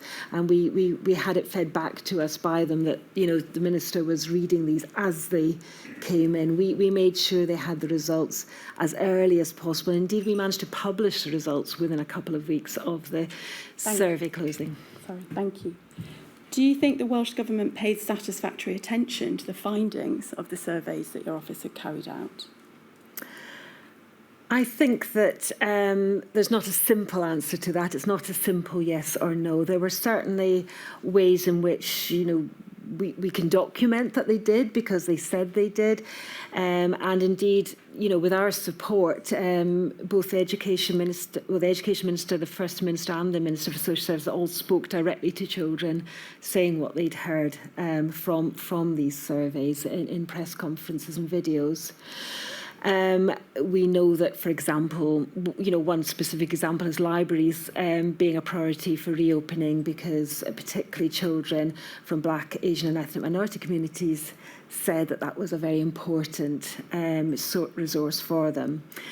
There were other times when I felt that it would have been good to have seen more public reflection from the government directly to children as a sense of accountability as to how they had considered the results of the survey.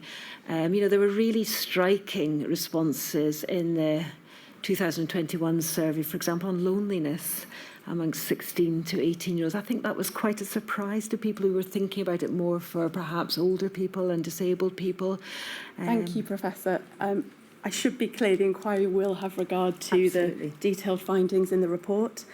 I'd like to move on now to ask you about a key mechanism through which children's rights are considered in decision-making, and that's through the Children's Rights Impact Assessment. Under the Rights of Children and Young People Wales Measure Act of 2011, Welsh ministers are required to have regard to the United Nations Convention on the Rights of the Child when exercising their functions. An important part of how the Welsh Government meets this duty is completing and publishing children's rights impact assessments. Is that correct? That is correct. Can you please set out what a children's rights impact assessment is supposed to cover and when it is supposed to be carried out, please? So a children's rights impact assessment should be started from as soon as a new policy or decision is being considered. It's not something to be done after a decision's been made. And it doesn't have to be at that point a formal document, but it should be around thinking about the impact on all of children's rights, all 42 of their rights, but also the impact on different groups of children. And if there is going to potentially be a negative impact of a decision or a new policy or a new piece of legislation, then what would be the mitigations in place? And that should be an active, live discussion. Eventually it is written up into a formal document, but the most important thing is that thinking and consideration and analysis is done. Thank you. On the 12th of May of 2020, members of your office met with officials from the Welsh Government about children's rights impact assessments. Can we please bring up document INQ 000329376? Thank you. This is an email that relays what was discussed at that meeting to you and others. If I can ask you please to look at page 1 of this email, in the second paragraph, which has just been brought up. This states that officials had been asked to do CRIAs in relation to decisions that had already been taken at the outset of the lockdown. The email goes on to state that your colleagues had advised that CRIAs were not a matter of retrofitting assessments, and the importance of transparency was emphasised. After this meeting, you wrote to Julie Morgan on the 22nd of May of 2020, outlining concerns related to children's rights impact assessments arising from the meetings that had been held between your office and Welsh Government officials. Is it fair to say that at this stage you were concerned regarding how children's rights were being considered by the Welsh Government? I was concerned at this point in May that so much resource was going into writing up and filling in forms about decisions that had already been made. In May 2020, there were so many important decisions still to be made or being made at that point about mitigating children's current experiences and deciding about children's, for example, return to school and many other aspects of their lives. I really felt that at that point in the pandemic, it was not a good use of resource and it was not how children's rights impact assessments are meant to be done. Thank you. Concerns over children's rights impact assessments and integrated impact assessments being undertaken after decisions from the Welsh Government had already been taken and announced, were also raised in a weekly Matters Arising email covering the week between the 10th and the 16th of June of 2020. Could we please bring up document INQ 000121208? Thank you. At page 2 of this document, under the heading Children's Rights Impact Assessments, you state, "My team has spent a lot of time in recent weeks reviewing draft CRIA and IIA documents, IIA being Integrated Impact Assessments, many of which have followed decisions already taken and announced. I have discussed this and agreed a suggested way forward with Karen Cornish as Deputy Director responsible for CRIA and children's rights, so this point is included for information only." By this stage, had the concerns that you had in relation to CRIAs been addressed? Could you remind me of what month that was? So this was a Matters Arising email covering the week between the 10th and the 16th of June of 2020. Not really, I would say. We were gradually, I would say from June onwards, we saw improvement in how the government itself was doing its own proactive impact assessments on children's rights, but also their involvement of us in discussions as they were considering options. But I still felt that it wasn't being used in exactly the right spirit, and I'll give you one example, if I may. In June 2020, the government was considering easing legal responsibilities on local authorities regarding special educational needs. This had already been enacted in the rest of the UK, but not yet in Wales. Our immediate response was, well, have you done a children's rights impact assessment on this? This is a really important decision about children with specific rights. And we were told, well, that will just be included in the overall integrated impact assessment, which includes a children's rights impact assessment, a small part of it, that will cover all the responses so far on education and childcare. And I felt they were missing a trick, really, to use resources like ourselves and other members of the Children's Rights Action Group from the third sector to sit down and really think through, well, what impact would this have? Do we really need to do it? If you really need to do it, how can we mitigate it? And I think that was, at that point, still a disappointment. As I say, from that point onwards, we did see some more proactive children's rights impact assessments being carried out, and in fact, one or two very good examples of them by the autumn. Thank you. Professor, you do give examples of good children's rights impact assessments in your witness statement, and the inquiry will have regard to those.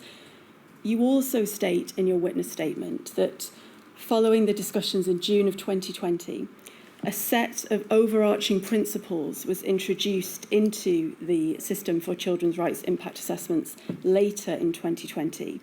And you say that these principles reflected matters of importance to children, such as being listened to, being able to attend education, and having the opportunity to play and have exercise.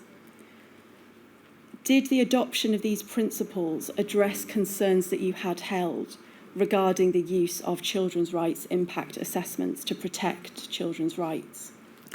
It was good to see this child-centred approach. It was good to see these principles being published, but it's very important that we use rights language when the government is talking about, and the government has a legal duty to do so when talking about how they provide for children. This is important because children must know that we don't provide services for them, for example, because we think it's a nice thing to do or a good thing to do, but they actually have rights to their fundamental rights and an entitlement to them. And it may sound a little pedantic, but it's important that that language is used. Thank you. In your witness statement, you give examples of children's rights impact assessments not being carried out at the time key decisions were taken during the pandemic. Which decisions do you consider to be particularly significant where children's rights impact assessments were not carried out at the time the decision was taken? Well, I've already given one example around special educational needs provision. They did eventually decide not to implement that legislation, actually.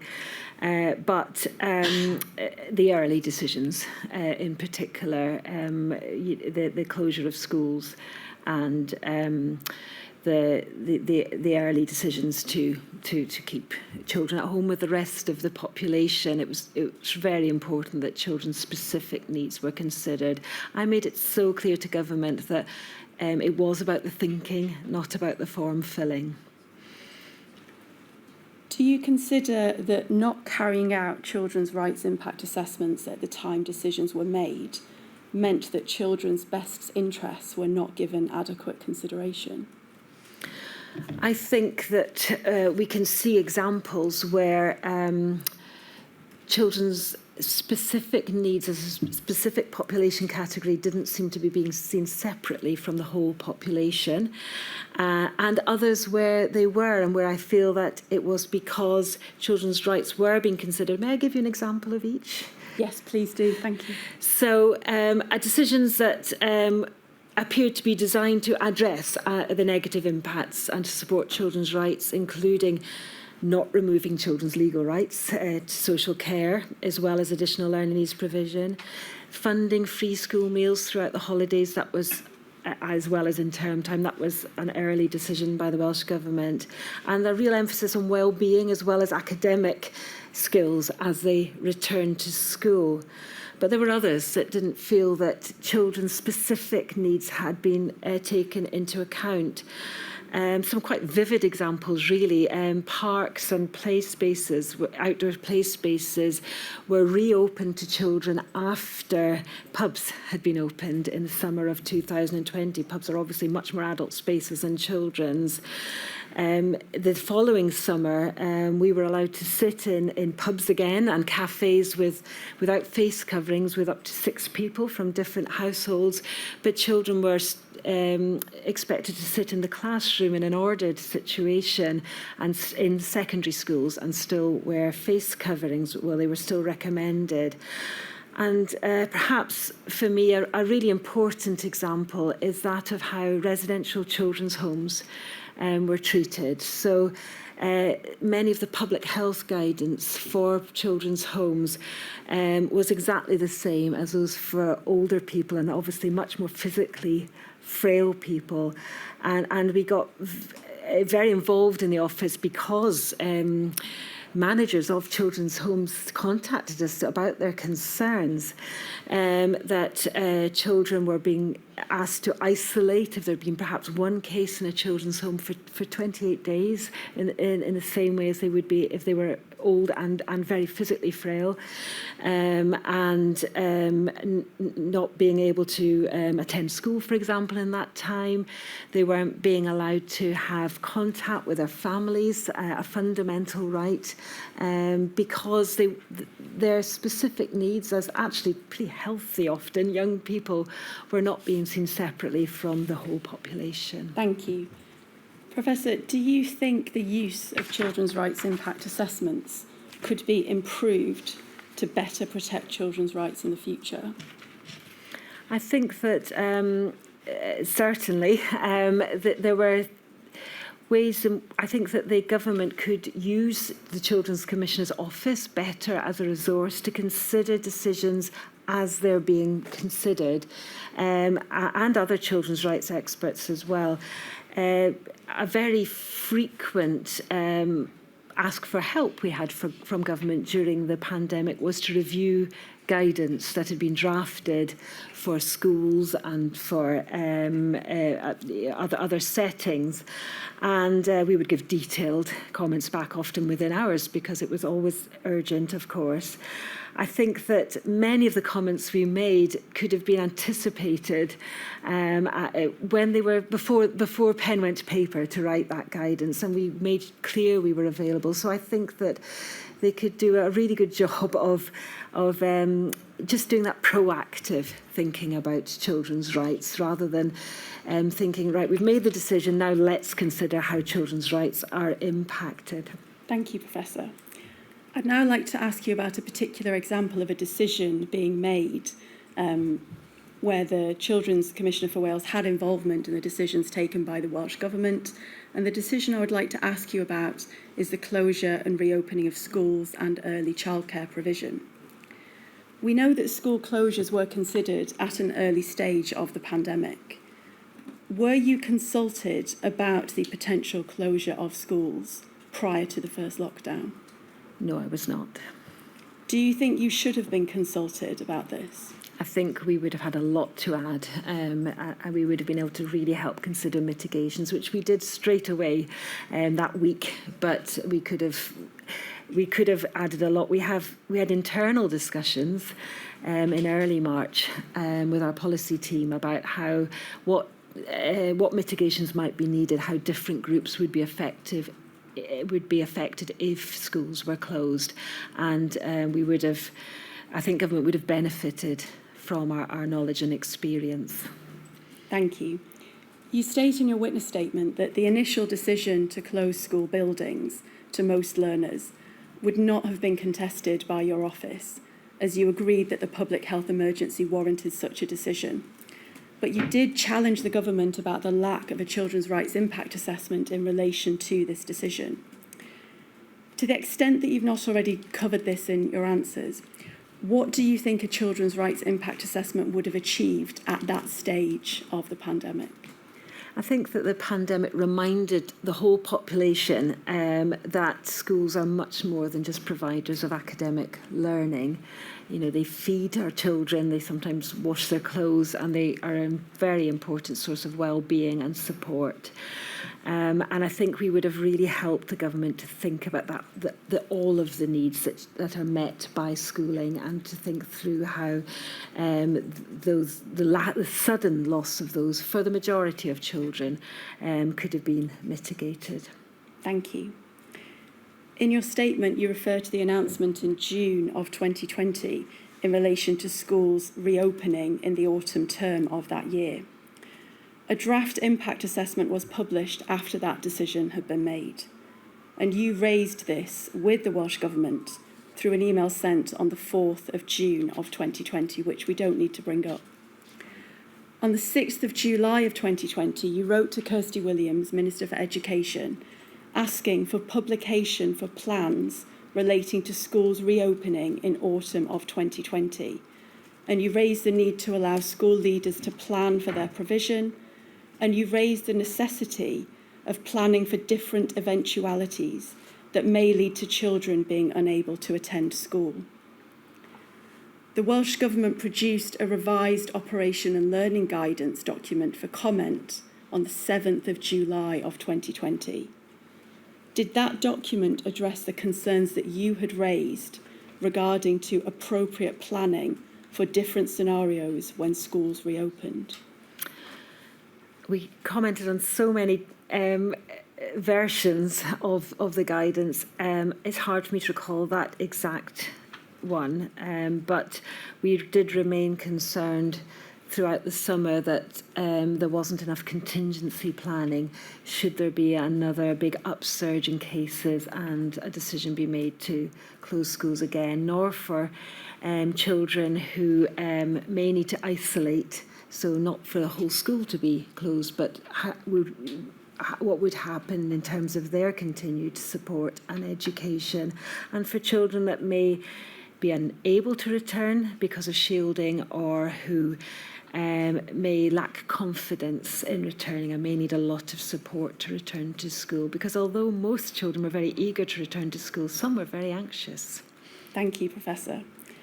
On the 19th of October, the Welsh Government announced that there would be a firebreak lockdown from the 23rd of October. When were you informed of that decision? I did have some involvement with that closure, and that was the only period of school closure that my office and I were involved in before. We saw a draft and actually very comprehensive children's rights impact assessment before the decision was made. It drew heavily on our survey findings. It did say that it would be difficult to mitigate any closures of schools in that time, a matter I raised when it was decided to close some of them. but we were involved early on. Thank you. Early-ish on. Thank you. Following the firebreak lockdown and the subsequent reopening of schools, on the 10th of December of 2020, you were informed that secondary schools and colleges and many primary schools would be required to close from the 14th of December of 2020. You met on the 10th of December with Welsh Government directors and discussed plans in relation to the physical closure of secondary schools at that time. What were your concerns regarding the proposed closure of schools at that stage? We were concerned that the closure of schools was really becoming an option that was as almost one of the first options that was being used as part of virus control in terms of additional measures. And we wanted to know really exactly what the scientific evidence was to make sure that it was worth the impact that by then we knew that school closures would have. And we wanted to really remind government, because we were hearing so often from young people themselves that for them it wasn't just that week, and at that point it was just proposed to be a week. Of course it became much longer, but some children were having repeated requirements to self-isolate, often whole year groups if there'd been a case in their year group. So some children had already lost, although healthy, had lost many weeks of schooling. Thank you. You just mentioned when schools in Wales ultimately did start to reopen, that being in late February 2021. Are you able to summarise the concerns that you had regarding the physical closure of schools over this reasonably lengthy period? We knew by that point, partly because of our survey that we'd carried out in May, that school closures had a profound effect on children. We did accept that the government, if the government felt that it would make a big difference to, for example, deaths, that it would. It may be necessary sometimes to have measures that also affected children who were less affected by the virus itself, although not of course entirely. But we were concerned about the length of time and very keen that it should be as short as possible, and that children should have the opportunity to be eased back into school as well. So the initial plans were for infants and the youngest children to come back in. There was originally no plan for children in years 7, 8 and 9 to return before Easter in Wales, and we suggested to officials and the Minister that they should at least have check-in days, so that they wouldn't have that big hurdle of coming back after that big length of time. We had already done another survey by then, and we knew their confidence in learning was low, and we're glad to say that that was taken up, but it felt like a really hard period for children. Thank you. Do you think that the impact of children missing education was appropriately considered in the decisions made in relation to the closure and reopening of schools? I think that there were a number of ministers and senior officials who had a good understanding of children's rights and of children's experiences. And I had frequent discussions, for example, with the Deputy Minister for Social Services about the difficult impact it would have, particularly on certain groups, and with officials, I would say particularly in the children's branch of Welsh Government. I think sometimes that understanding, we couldn't always see it translated into the major decisions being made. But at other times, we could see mitigations. And to return to the fire break, I was concerned that there wasn't a good explanation given, particularly to young people themselves, as to why years 9 and above were asked to stay at home. But because of the Children's Rights Impact Assessment, I do think that we did see primary schools, special schools and vulnerable children in school for that week. So I think it's a very mixed picture. Thank you, Professor. Can I ask, please, for your views regarding the decision-making which led to schools being closed when the hospitality industry stayed open? Sorry, did you say my views or my role? Your views, please, whether you consider that to be appropriate. Which period are you talking about at this point? At various stages during the pandemic, but perhaps with specific reference to decisions in December of 2020. Yes, I was in very regular contact with children and young people. For example, I had an advisory board of 30 young people from all over Wales, age 11 to 18, who I used as a bit of a kind of check-in and sense-making board. I met with them very frequently. And they, along with other young people we spoke to, had such a strong sense of what was fair. They thought it was fair that there should be measures. They were to support the whole population. They were concerned about older people they knew, for example. But they had a keen sense of injustice at times where they felt that there were anomalies. And I agreed with them. There seemed sometimes to be an anomaly that was perhaps related to economic necessities rather than their immediate needs and long-term needs. In terms of well-being, education and development. And I think that juxtaposition of hospitality and venues being open and schools being closed felt unfair to many children and young people. Thank you, Professor. I'll now move to my concluding questions, which seek your views on how children's needs were prioritised by the Welsh Government and how they might be prioritised in the future. Do you consider children to have been a significant political priority of the Welsh Government at the start of and before the pandemic?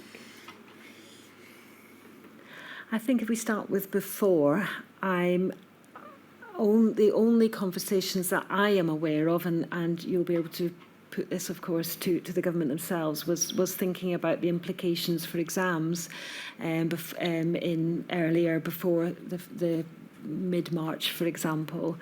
So I think there probably wasn't enough consideration, even enough thinking about how long it all might go on at that point and therefore what the impact would be on children.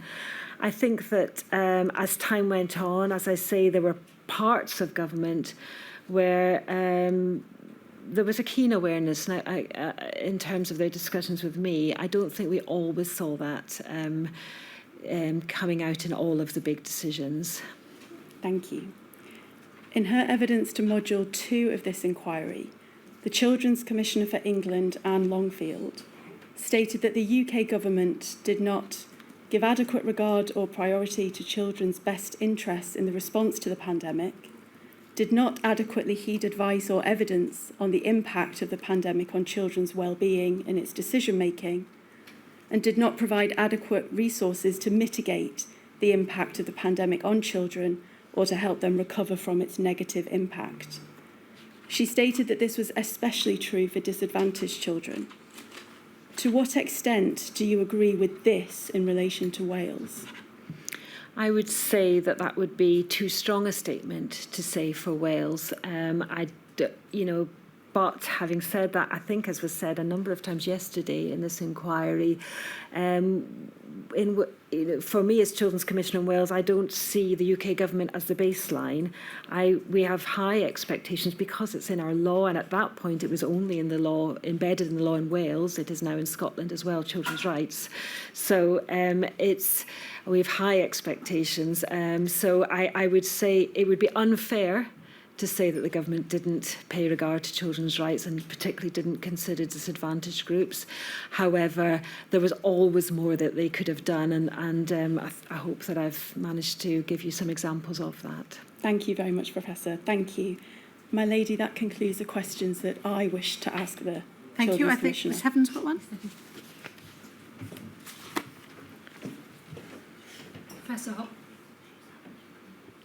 Professor Holland, I represent the Covid-19 Bereaved Families for Justice Cymru. Just one very short topic, please.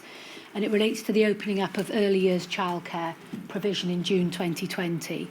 So we can see from Tracy Burke's witness statement, and of course she was Director General for Education and Public Services for the Welsh Government at the time. She explains in paragraph 69, my lady, that the Welsh Government were behind the UK Government in reopening childcare in June 2020. And what she tells us is that childcare for early years opened in England on the 1st of June 2020, but it was only reopened in Wales on the 22nd of June. So my question is this: do you consider that the Welsh Government should have reopened early years childcare provision earlier and in line with the UK Government? Thank you for that question. I think that the decisions were working on a different timescale in Wales, and I know this whole module will be examining the impact of that. So that decision was in line with other decisions around schools, and I presume that's why it was made. I think I would have liked to have seen children of all ages being able to return to provision a little earlier than they did. Okay, so can I ask just this tag-on question then? Were you consulted about these decisions, specifically in relation to early years provision and reopening? To assist you, there's no evidence in your witness statement that you were. Yes, I actually don't recall that. I think I have to say that most of the evidence we brought to the government was in relation to schools. There were occasions when childcare issues arose, so we were reflecting what we were hearing, and most of our discussions with government around childcare and education were around education rather than childcare, although we did certainly have some. Thank you, my lady. Those are my questions. Thank you very much, Ms Heaven. I think that completes the questions. My lady, it does. It completes the evidence for today. I was just going to ask, sorry. So I was just going to say thank you very much, dear Professor. And as you may know, I'm very conscious of the impact on children. Not that I'm sure many of us realised it at the time, but I suppose because we never knew how long things were going to go on for.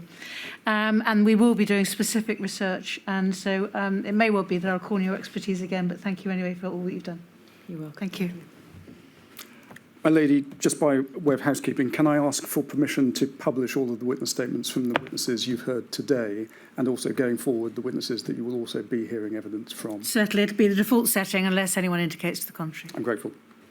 Thank you very much. 10 o'clock tomorrow, please, when I think we move to other expert evidence. All rise.